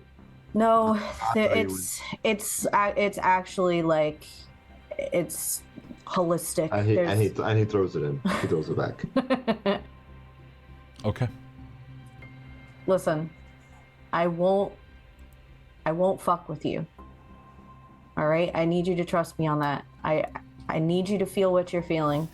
I am not gonna fuck with you. But I am gonna insist that you take care of yourself, because the big feelings is what's gonna get us killed. Fuck, you do this all the time? Fuck. Yep, it sucks. Let's go get Hacksaw. Yeah, at mentions of like trusting each other and not letting emotions ruin anything, Zephyr is kind of just like slinking into a corner. Yeah. Forget what happened. There is a moment where the emergency or the nature of the situation begins to overtake. First, I need to know really quickly, which way are you going? I mean, before we go get Hacksaw, do we know what that entails?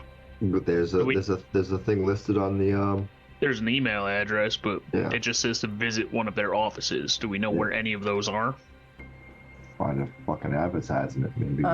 Deeds probably does. I like tapping. Yeah. We need to know where folks go to get to work for Mantle, like do their, that financial aid situation. No, we checked out at like 5 of those different places. They are like storefronts, and the only people inside are taking down personal information. Somebody else comes along, picks up that information, and that's it. The entire thing is a front. The people at the desk don't know anything. They're literally given a credit a day not to talk. Cool. I think we have 2 between all of us, right? We've got about 2 or 3. I got a singular credit. Are you thinking about signing up with Mantle? No. Hacksaw did. What? Hold on. Okay, I'm gonna share this. We gotta. Hold on. He has his beacon on. You can see a red arrow beginning to move through the city. You guys are over here at this little house. Amazing. So if he left his beacon on, that means he needs our help. It's a call for help. So let's go. It's moving. Also We gotta not the go. most intelligent of people. Where is he going? He's gonna go for financial aid. This is a great conversation. Cody is out the window. Yeah, I was gonna say. Yeah. We're like running. We're like running and talking to Deets. Absolutely. The classic, cyberpunk conversation that is taken between gasping, sprinting breaths. The conversation to like Black Ops leaps go through like 10 miles an hour. Just fucking going through. So Cody, where'd he go? Gone. All you see is a window and the curtains go. So There's a Cody-shaped hole in the wall. So yeah, nah, he's feet to ground. All right. Looks like he's in between 3rd and Ken. He's currently heading west. Do you guys want me to track you? Yeah, I mean, sure. We're just 3rd and Ken something. We're good. Halfway there. Well, I mean, I can see that you're moving, but you're not exactly. Shit. He just went into the blackout zone. Fuck. All right. And that's where we will pick up next week. Oh my God! Is it already? It's 10:30. Okay. 10:30 tonight. Yeah, because Mike, I kind of wanted you around for the after party. Is that okay if we have you for that? Yeah. All righty, cool. Let's guess. Well done, y'all. So we're going to take a quick 5 minutes. Hang out here just for a quick second. We're going to take a quick 5. Allow us to grab some water and some other stuff like that while we gather our thoughts. Love to have you all. We're going to kick up the after party stage up on Discord, and if anybody is there, turn off the volume here on Twitch, and then you can listen to us over there. For everyone else wanting to join in on the fun of what the after party is but don't know what it is, everyone here, including Twitch chat, etc., you can type it into chat. You can type it into the spoiler chat within our Discord server. Go to discord.gg/Evandale, EVINDALE. Join up. It's an awesome crew and completely welcoming. So give us about 5 minutes time. We're going to just go pee and go do what we have to. We'll be right back. Bye.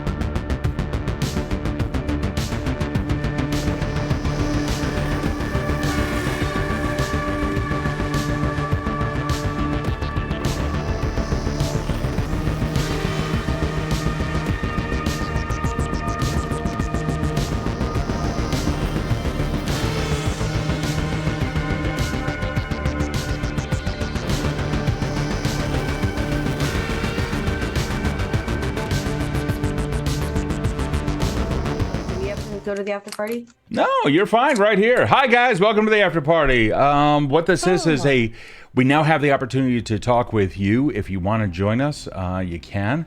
Patreon members, you'll be able to hear their voice as they talk with us as well from Discord. And once again, if you are in Discord and you are listening over there, turn off the volume on Twitch, because otherwise you're just going to get a nasty-ass delay. We don't want that for you.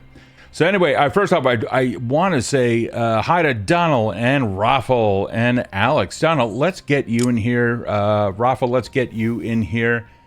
So ordinarily, I'm going to start off with the players first. Thoughts on tonight? Major concerns? What do you got? I have zero concerns for anything after this session tonight. This is the best improv ever so far. It was a very, very good session. I studied the rules a little, so I felt a little bit comfortable with it. Word. I'm no longer getting away with just having a very strong sword. Yeah, no more. No, your object is going to demand it. Dude, you're fucking slinging Stormbringer and you're Elric, so come on. What are the high points for tonight? And low points? Like, where's your character progression going? What's that journey look like? I can't believe you made an Elric reference, first of all. Second of all... Dude, I'm Elric, of course. High points, the dialogue was my favorite. The scenes with Zephyr and the person that he dispatched. The comms, having everybody listen to that. The conversation between Cody and Haven. The argument at Hacksaws. It's all just so good. It was pretty bad. What about the rest of you? I agree.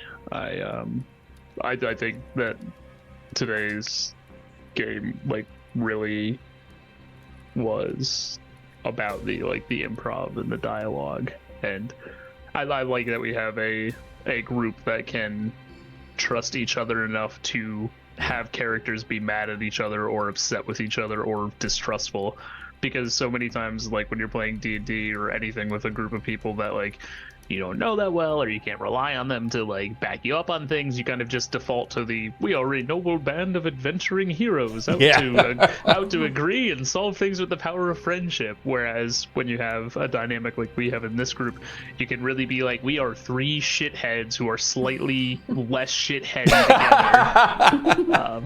And that the power of group competence basically allows us to bumble our way from one job to the next. And that's so much more of an interesting dynamic than oh, we did it, we smited evil, and we're on to the next one. It's Kill City for me kind of stood out a little bit more in terms of personality. It's something I've been trying to build up. But the question I have for you guys is, first off, does the city appear to have a personality? This is not I'm not asking for any kind of a lauding of whether or not I've done well. I'm asking whether or not the city, in your character's mind, has a personality, and what kind of personality is that? You're muted. I believe absolutely. There's a lot of moments that when we're envisioning our characters doing our thing, we kind of see the look around us, and every time in my mind's eye, I'm always seeing the rain and how it affects everything. Also, whenever there's just movement, the light discolor, the little flares off of CVT cameras, the visualization of it is always very macabre, very macabre with neon lights. That's the energy that it gives off, the city as in and of itself. And then you go further in down a hallway or whatever, an alleyway, to get to the dark places with no light. And it's just shades of black and brown and silhouettes, and you can barely see what's going on off of a random reflector thing. It has that feeling in it. Yeah, it always smells like wet newspaper. Mm-hmm. Go ahead. Oh, I was gonna say it's a city that it has the attitude of like the haughtiest of corporate people in that nothing you do matters to Killison City.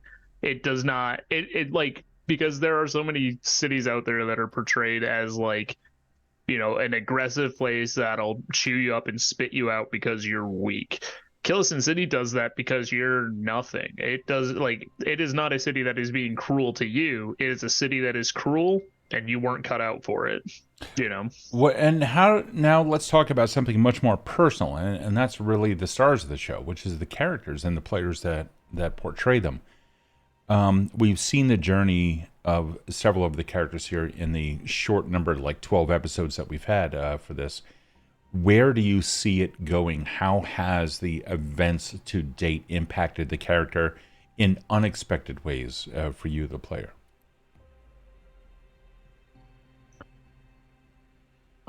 I saw Zephyr as being I was gonna be fully content to play him through his run as an aloof mercenary, came into a group of people who had bonded over the trauma of losing a friend and everything, and was kind of just there as heavy weapon support essentially. But the sort of I haven't delved deep into his backstory on stream, but I don't play a character that I because of the tism, I don't play a character that I can't read their biography. And as things happened, events occurred in the game that interacted with it, it was almost like an immediate connection to the group that I didn't originally plan for. So you found him more incorporated more easily than you initially imagined. Yeah, I had imagined him staying as sort of a the sinners and their cowboy friend. But at least in his own mind, he is now no, I gotta stick with these people. I don't think he can go back to solo work. Wow. Okay. What about your other two? I think it's going in a direction I had not even intended for Kode, in that I feel like he now has an end goal and it's near. What do you foresee? Whatever method they have to do harm to Mantle Core, to kill the scientist fucking Hazer, even to do some damage to the corporation that he came from. I feel like he's gonna do something that will get him killed. Oof. And he knows that's gonna be a lot for his party. Yeah, he better not die. I'm surprised at how which I think is a player development, where I'm surprised at how much she's leaned into feeling emotions and using that to benefit what she does. Because I think I've said this before, I tend to have very flawed characters and play them very apathetic and stoically. So in learning how to be a better role player, I think I've also learned how to give her a little bit more dynamic or more full-bodied personality. We definitely saw a little bit of the of that starting to come through when you were in Hacksaw's place. Anger started coming out, and we're starting to see that, and then the role play that followed with it, just the crushing. When you were role playing that, I thought that you had taken the option end harm, and then my own lack of understanding of the rules, it was an or, not an and. I was like, wow, so you also opted to express some of that as well, that kind of residual emotion as you swallowed it down and it actually harmed you. I have a question for Kode. This is not something that happened during the game, but 20 minutes after taking the anxiety meds, the empathy starts to drift off. With that kind of a newfound connection, is that change welcome, the medicinal change welcome, that he won't be able to use his newly found empathetic abilities, at least until it wears off? Okay. Absolutely. Okay. Yeah. And as long as Haven keeps lying to him about what he's taking, legitimately from his perspective, he is going to feel as though he is taking the appropriate meds. Wow. So that kind of also touches on a belief, which is also something else that we do at the end of a Veil stream, is that we go over typically the MC of the game will pick out a belief and then address that during the story. And to me, these players are so dynamic that I'm throwing all of their beliefs out against them at any given point. So let's talk about character beliefs for a second before I turn it over to our Patreon folk over in Discord. And for those of you that are also typing into Twitch or down there in the Discord spoiler chat, what beliefs were touched on tonight? And Kode, is your belief still maintained now that you're starting to pick up on empathetic abilities and other things like that? Is your belief that no augmentations is still a good thing? 100% yes. 100% yes. I'll challenge that yet. All right. What about the rest of you? I think this is still there. Yes. Reformation is too late. The only way to overcome the oppressive state is to burn it all down. I think that was challenged today with Kode adopting that a little bit, where he was like, oh, Hacksaw's gone. Like, Hacksaw's sold out. He's part of the problem now. And she was like, no, he's not. We're going to go get him. So I think that it was challenged in that maybe we should, grab Hacksaw before we burn it all down. Oh, so there could be a possible changing of mind, and that it's not so much of an extremist view anymore.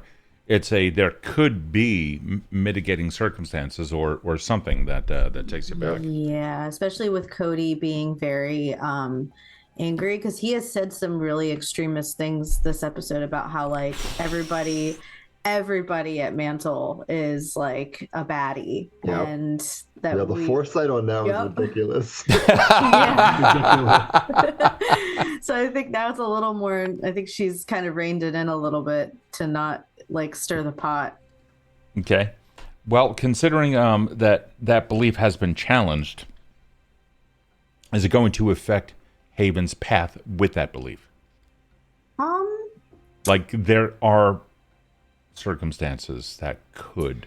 Yeah, if it comes down to it, it actually might cost her seconds of very needed seconds of pulling a trigger or ending a life or something where she hesitates and it could harm her or her friends, or it could be the wrong life or something. I think she could grossly make a mistake. Okay. Alrighty. So we're going to give 2 to Haven for having realized that her reality is not exactly everything that she's always made it out to be. Thank you. And learning. Zephyr, what do we have? I think the one that was most touched on for me today was just because we live in an honorless city doesn't mean we can sink to that level. And yet? Well, I would argue that... Hear me out. Oh, I want to hear this. In his own way, Zephyr is adhering to... he's adhering almost to, a codified honor. He will not fight somebody who's unarmed, but that doesn't mean somebody who's... Yeah, I didn't fight that guy. I cut his hand off. Right, so you literally just made him unarmed. It's okay. Yeah. Sorry, he won't kill somebody who's unarmed, but that doesn't mean like that's the rule of the law. So when they first fought Hazer, I threw a gun at him, and as soon as Hazer caught it, that was good enough for me to cut through him. Like Zephyr very much could have, when this sword is like, I want to feel sorrow, he could have gone out in the street and grabbed the first person he saw walking with a family and just killed them. But went out of his way to find a way to do it non-lethally against somebody that he felt, in his own personal belief system with his background, deserved it. Deserved it? Yes. Somebody's fallen victim to the city and decided to try to escape in their own, it may be considered pathetic by others, but nonetheless their own valid way of escaping. Zephyr does not like cotton to pity for. Oh, he's Gen X. Okay. Yeah. For the self or for others. Okay. You know, there is a place for sadness, there is a place for compassion, but there is no place for wallowing. I'm going to say that this kind of teetered on there. I'm not going to sink it to the level of it. And yet I saw here, I need to satisfy an inanimate object. And in a way, your own addiction to that object by stealing someone else, in a way, almost like stealing someone else's addiction. Yeah. It's very much, he is in a constant struggle of, like, how do I do what I need to do to keep being able to use this? Yeah. But not lose who I am. Yeah, there was a fine balance there. You're going to get 2 XP for that. Almost like an Alucard moment. Yeah. I realized he had the thing and it was bound to him, and you're trying to figure out what the fuck is going on. It's because he needs it, but it's talking to him. Like, yeah, it's an addiction. Yeah. Kind of like what else that we saw. Kode. Yes, Steve. I may be of assistance to you. The beliefs that Kode has have been tested again and again and again. First, I want to ask you, how is it that Kode has adopted, without the use of augmentations, empathy? That came from his mother trying to fight the ideals of the father and keep a stable home, because she was augmented and his father was not. So during his upbringing, he was always upset about things like, we don't want to get him chipped. We don't want to do the implant that keeps the vaccines going. Like, we want to keep him up like fully organic, and her having to communicate with her son, who is a product of this ideal that she's not a part of. She's chipped. She's got her augments. She lives that like she does, and she has to empathize with her son. This is her child. Okay. And I think that translated very, very well into Kode. All right, not a problem. So once again, he is steeled in his belief that these things just lead to fucking evil. It is bad for you. Stop doing it, as is evidenced by Mantle Corp's, like, who knows what the hell they're engaging in. Yeah. So, all right, 2 XP for Kode on that. Sweet. I'm going to turn over, before I pick up anything about Haxar or anything else that we've touched on tonight, turn over to Twitch. Ask any questions that you want, whether it is in Discord, in the spoiler chat, or if it is here in the chat on Twitch. Ask anything. You guys can ask anything, and then we will read it and then answer it. But first, we're going to hear from our Patreon folks, both Donald and Raffle, who are here tonight. Alex is also listening in. So, Donald, Raffle, anything from you guys? And first off, welcome. Thank you. Good to be here. Yay, I'm glad that you guys are. What are thoughts on tonight? Questions that you might have? Anything whatsoever? You want to go first? Sure. This is Donald talking. This is Donald here. I thought it was a great episode. We can't I really liked do how. Hold on. For some reason, they can't hear you. Donald, can you... Hold on. Say something, Donald. Hello. Okay. You guys should be able to hear him. Kevin, you can hear him, right? Yeah, you can hear him because you're in on Discord. Yeah. Mike and hold on, everyone else. Donald, say something. Hello. Yeah, and Twitch can hear you too. That's really weird. I'll go to Discord and I'll pop in. I'll just mute. Yep. I'll do that too. Cool. Fancy. Sorry about Donald that, Yeah, can guys. hear join us in us, Discord, right? We're guys. not in It's really Discord. nice in here. Yes. It's really fun. Just remember to mute your... There you go. Erin is now in, and Mike, I see you're about to pop in. Donald, you were going to say. I like how everyone dealt with the aftermath of Mama V in their own way. Each character was kind of had their own reflection on how to deal with it. I thought that was pretty interesting, and I like how and that also reflected in their interactions with each other, which was great.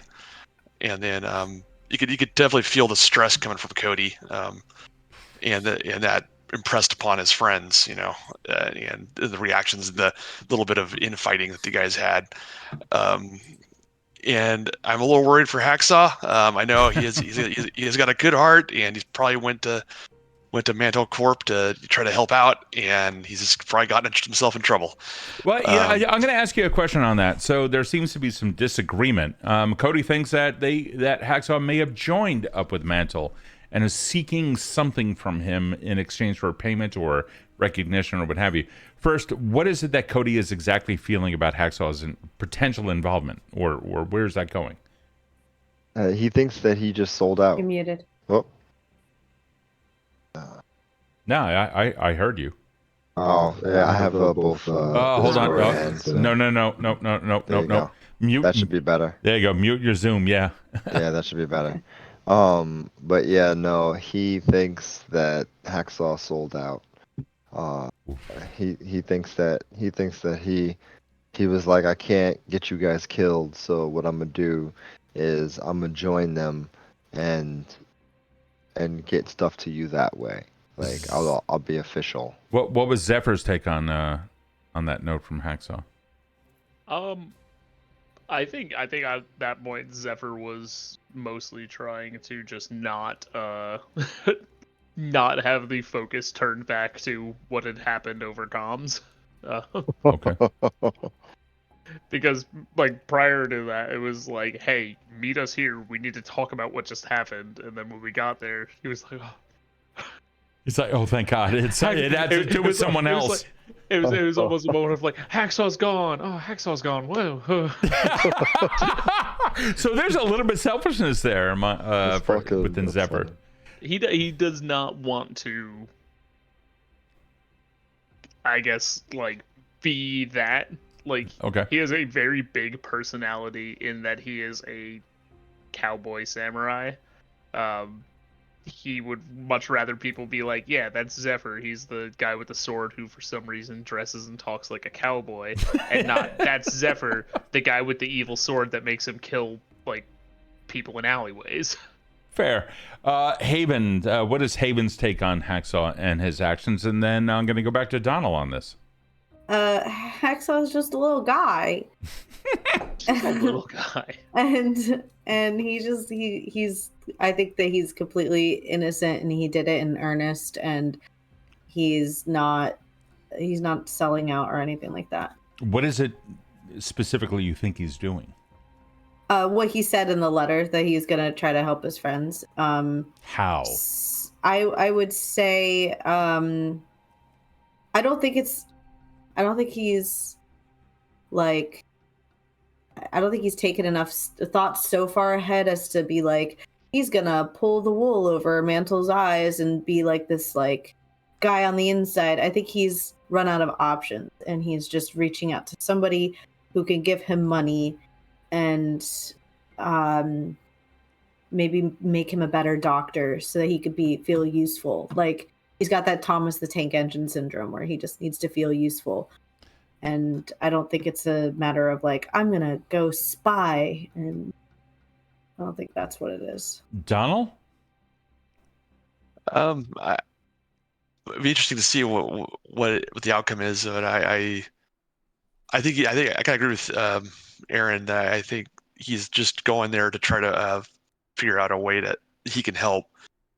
It might even be just to get augments for himself that could help him be a better medic or better at helping you guys. That's and that is so disconcerting. Raffle, thoughts? Oh, I think they're going to turn him into a living surgical instrument. I think they're absolutely going to suck his soul out and replace it with robotics. Great. Thanks for giving Steve that idea. No problem. Hey, guys. I actually think this is surprisingly like. So when I first found out that we were doing this setting, I had some trepidation. You know, it's a very different setting for Steve. It's like very different than anything you've ever done in the past. Yeah, Is that true? Yeah, extremely. I've never done Cyberpunk before. I mean, I played Shadowrun, but that's not Cyberpunk. Shadowrun is sci-fi fantasy. Yeah, it is magic. It has magic. Come on. There are cyberpunk elements, but the president's a dragon. Right. Right. So, I mean, that having been said, you've managed to hit some of the major tropes of the genre. The idea that, you stand alone but you fight together is very present in all the aspects of the genre. Another main point is that there's a lot of heartbreak in Cyberpunk, and I was worried that you were going to get caught up in the glitz and glamour, because new writers, when they come to Cyberpunk, they love the technology, but they don't really understand the insidious darkness of it. But Steve, you took to that like a fish in water. So congratulations. I think this might be one of the darker settings that you've explored, and I love it. Wow. Thank you. I wasn't expecting that. I kudos to Eric, to Mike, really to everyone here. They've asked them before every stream. It's like, okay, can you remind me? It's like, is Cyberpunk like 80s tech and then it's imagined, or how does this? And so they've constantly schooled me on the stuff. So if anything, credit goes to the best damn teachers out there, including Eric, who's not here. He's doing his own thing. So, but it's been amazing. Now that I've buttered you up, I want to peek behind the curtain. What? Wait, what? Well, I'm curious, okay? Oh, sure. Because, I like to DM, and so I'm interested in the structural aspects of DMing. Mike had this great moment where he murdered a random person on the street. And for those of us watching from the audience, we saw it all sort of emerged organically, right? The sword was speaking to him. He was denying it. The stakes got raised. The sword was louder. And then finally he gave in. Did you know who he would be murdering tonight? As a DM is, and you don't have to answer this, but I am curious as a person. No. So you produced that NPC out of nowhere. Which you're talking about, the mugger? Yeah. Yeah. That was just an on the spot. Everything about them was improv. Hold on, let me look at the notes for tonight. I can tell you, that was an improv. Hacksaw's apartment was improv. The person who OD'd was improv. The flyer was not improv. Its placement was just opportune. I love that. Can I just say, one of the great ways to make someone cry is to describe the shoes of someone who has just been murdered. And I really love that you had them wearing loafers. Mm-hmm. Well, I decided when they were taken down that there was going to be something about them that was different. I don't believe NPCs. I don't think I've ever believed this, that NPCs are anything different than a PC. I think NPCs should be just as deep. They are the ones who are bringing the city to life, or bringing the setting to life. They are the ones who help form what a stereotype is in a fictional setting. Stereotypes exist for a reason. They're typically based in what is perceived to be, at least, a naturally occurring thing.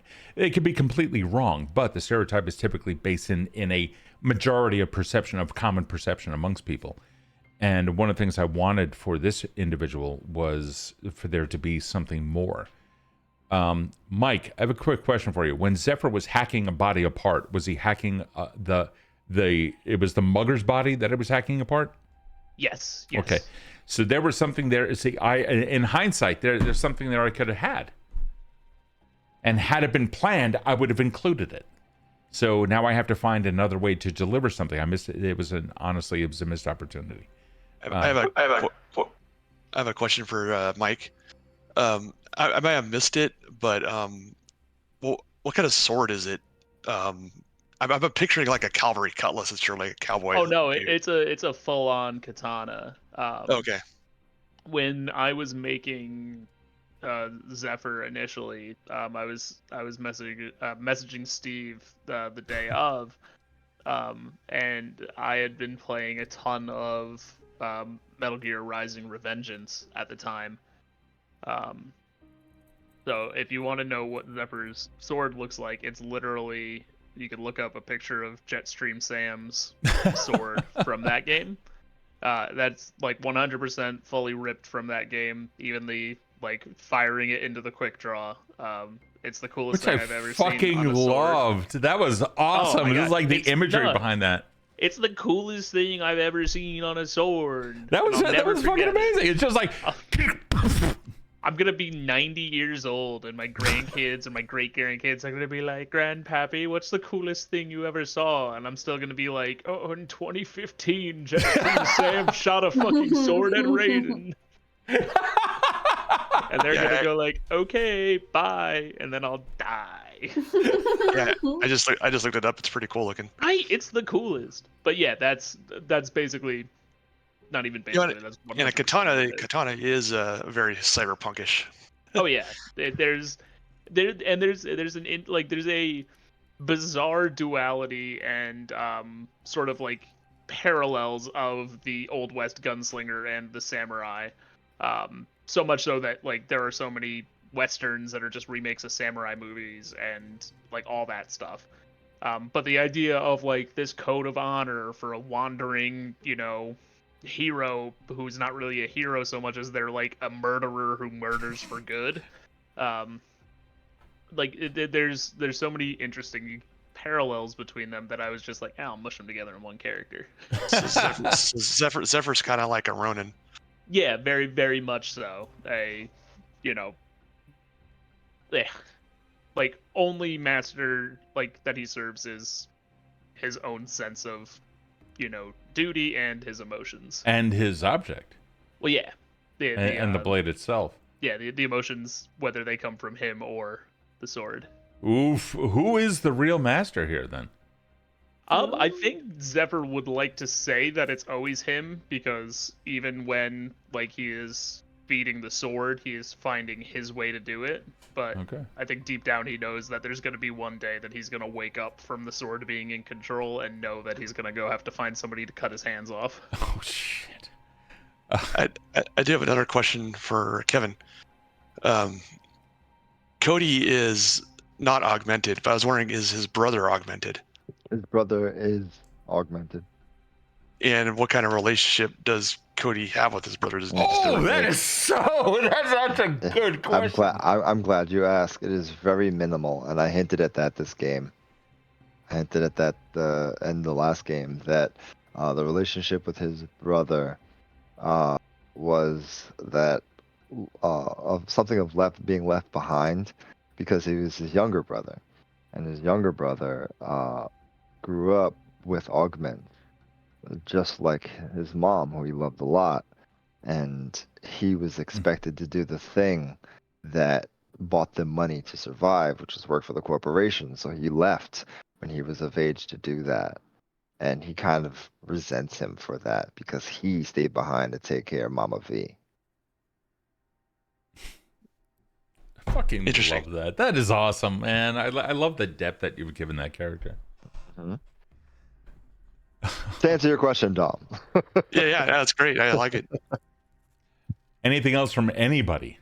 Anybody at all? Questions? What does the cat mean? Well, that's from Stream Elements. Is the cat here? Omen's sleeping right now. No. Absolutely not. Yeah, really. That's why I said Omen. The cat is not here. No.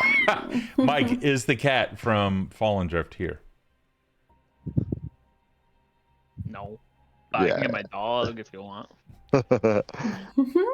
The point is, it could be at any moment here. It could be. It is not. It is not. Yeah, honestly, that's a question. That's a question every individual needs to ask themselves. Is the cat here? And it's not here in this location. Is the cat here in this moment? Schrodinger's Evandale cat. The cat's not a being; it's a vibe. It's a vibe. So Alex is saying this was a little while ago. Oh, thank you for pointing that out, Alex. I appreciate that.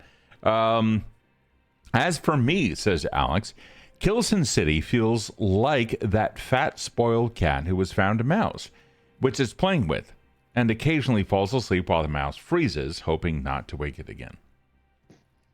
Yeah. Damn, that's kind of poignant.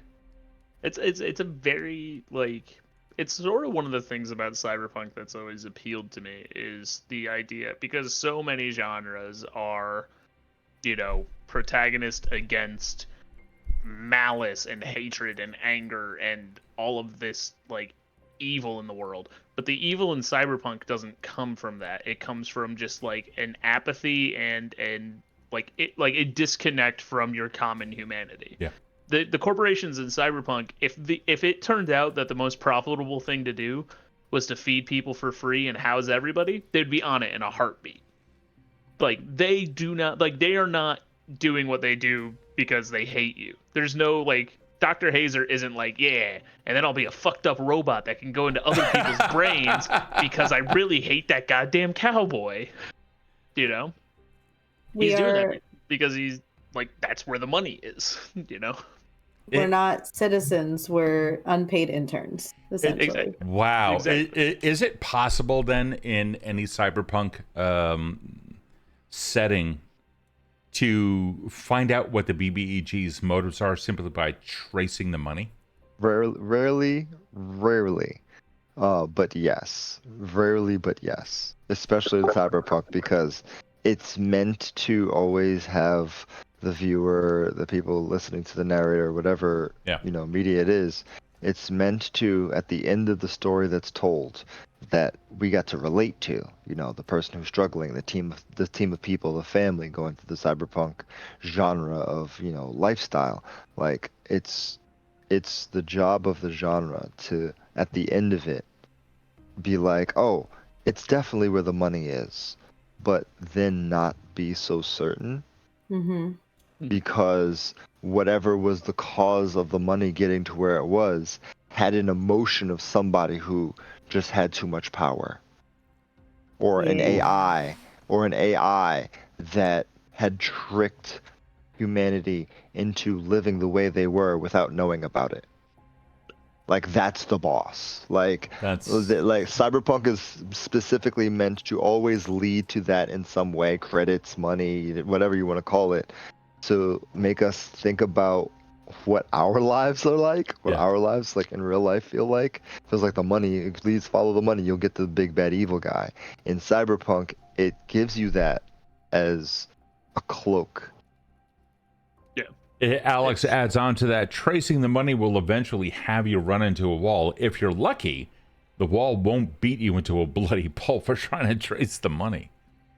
So, like, there's such a weird thing in Cyberpunk, and it's something about the genre that makes it, like, so much more satisfying when it happens, is like going out in a blaze of glory. In like a fantasy thing, that can often feel kind of, like needless or like something like that, Oh, he stood at the pass and killed 10,000 orcs. It's like, well, how many orcs do they have? It's like, well, yeah, they do have 50 million orcs,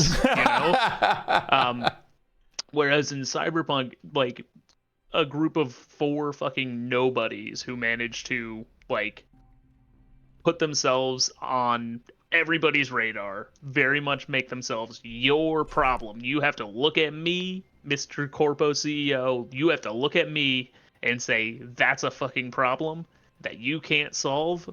I am the problem that will solve itself in the worst way for you. And there's something very like powerful about that. Like Cyberpunk stories don't get solved by one group of heroes, but and that's the W for the heroes. That's a huge, like, that's one of the biggest W's you can reach in Cyberpunk. Is I climbed to the top of your tower and blew myself up with the whole damn building because, I'm gone. I'm dead and gone. The city's still going. The corporations are still going. But every single person that saw me do that has a little less faith that that's going to keep going. There's maybe 25 people that are going to see that I did that and they go, fuck that guy. I could do way better. I'm going to ask the patrons before I ask you guys, what's the likelihood or where do you see this going? Is that something that Zephyr and Haven and Kode are going to end up doing in order to finally take this down? Or... I told you, or the last time I said something, I know where this road's going. What about you guys? Just to really quick add to the last point, because I think it ties into this question. It's not a story. Cyberpunk isn't like a story being told, it's a blueprint. Like, it is how you're supposed to do things in the real world so that it doesn't get to the beginning of the Cyberpunk story. Like, that's the whole point of Cyberpunk. So oh my god, Erin. You like that? No, that was fantastic. Wow. Thank you. Yo, we got Oscar winners in this chat right now. I was like, nothing can top what Mike just said. He just defined the genre perfectly, and then you just came along and bam. Sorry, Mike. I'm sitting here going, all right, so the common theme on all this is that Cyberpunk is capitalism out of control. Yeah, 100%. Yep.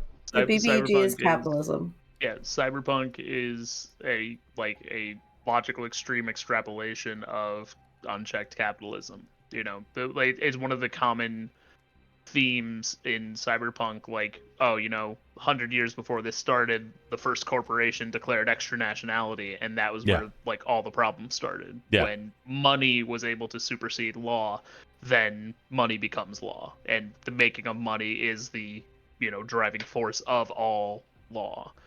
And it's very bleak in order to look at in current situations when you can see you can see corporations that are like, if only we didn't have to answer to the law. And it's like, well, you're just moving on.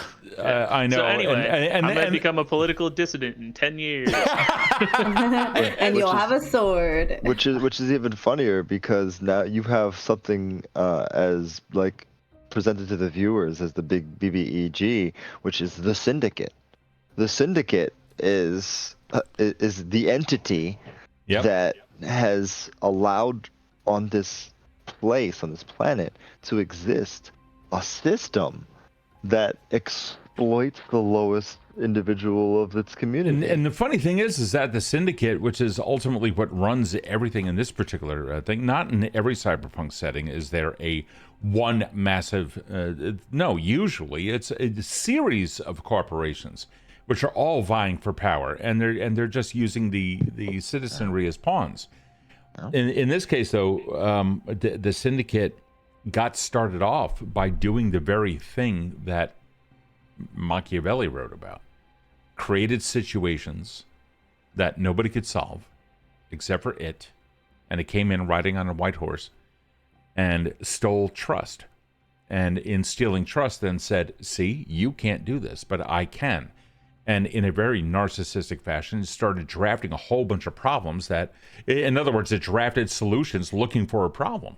And in so doing, got a whole bunch of people to believe in this thing to the point where it became a cult. And then it was able to very quickly push anything out of the way that wasn't in line with its vision, which was, we can make this world better. And in so doing, it turned into this intergalactic cult.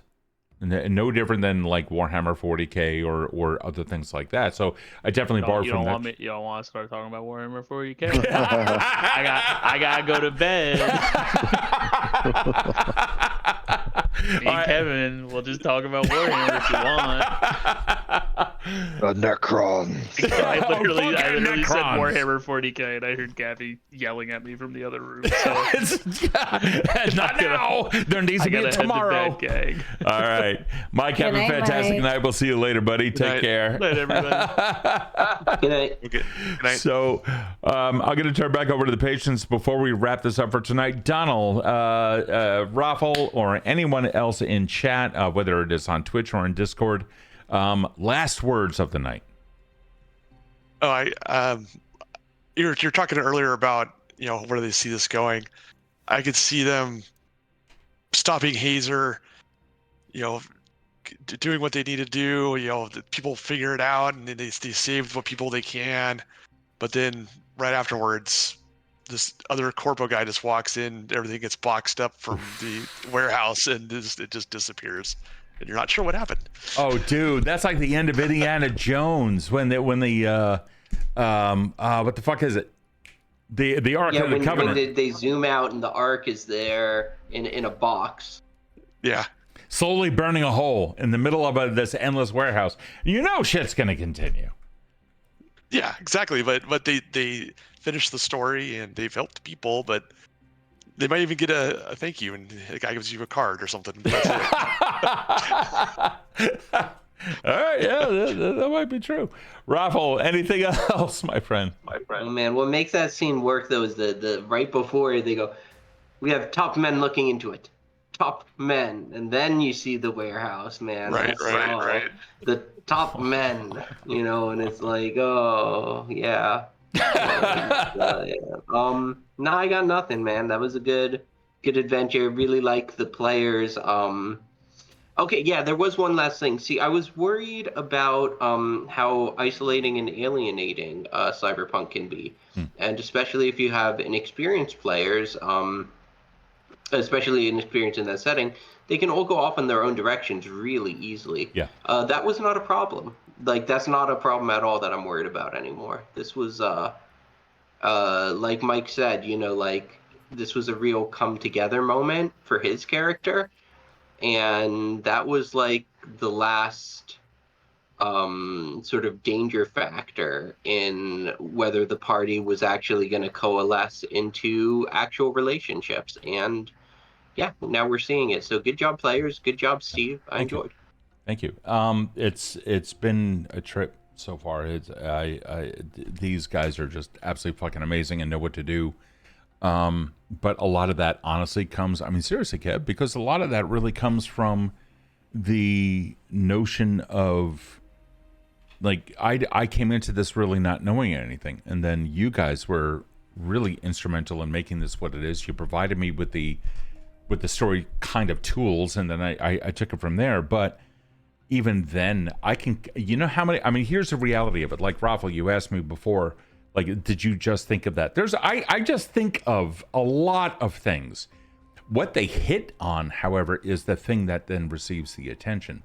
So they are the ones who are actually crafting the story. And all I'm doing is just, dude, when you have decades in a single setting and you kind of know how it works, all that's going to be organic. That's the easy part. What I find extremely difficult is to be a player in anything that I do, because I don't know where the fuck I would go with it. I just know too much. These guys know just enough in order to create an amazing story, and they do it with emotion. They do it with the empathy, and they do it with care for their fellow player, and they're constantly drawing each other in. So seriously, for those of you out there that are like games, yeah, I understand it can be really difficult to pull a crew together. It's the curse of RPGs, TTRPGs in particular. But stick with it. Hey, Steve. Hey, What? Steve. What? I got two things. One's quick.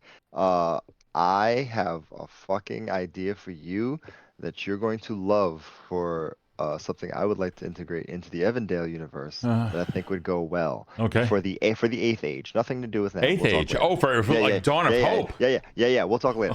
Why, you bastard? Why would you tease me like that? We'll talk later. Fuck. The second thing, because time. I care for everybody's ability to stay conscious for whatever they have to do tomorrow. So, the second thing was, I love this genre.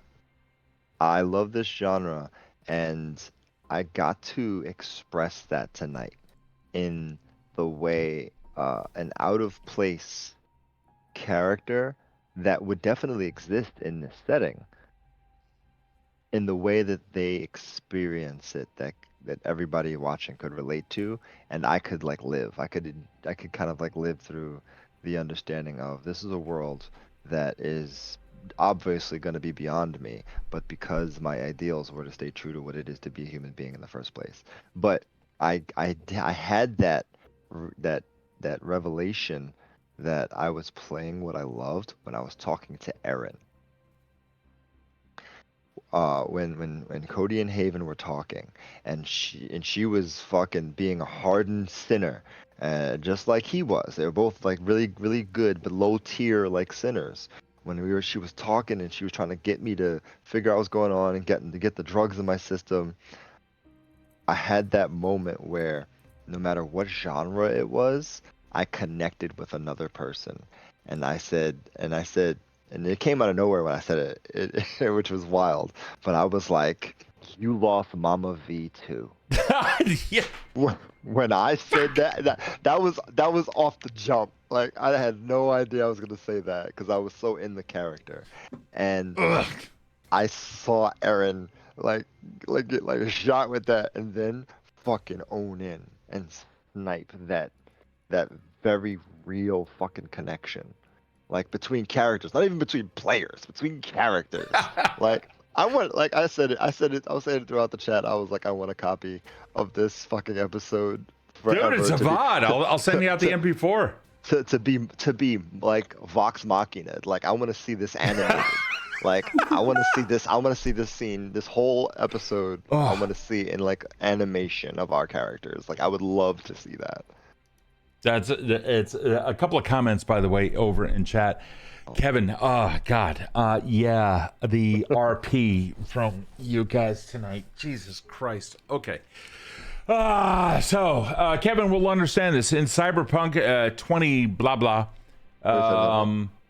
Arasaka's wall is Atom Smasher, for instance. Mm-hmm. Yep. Okay.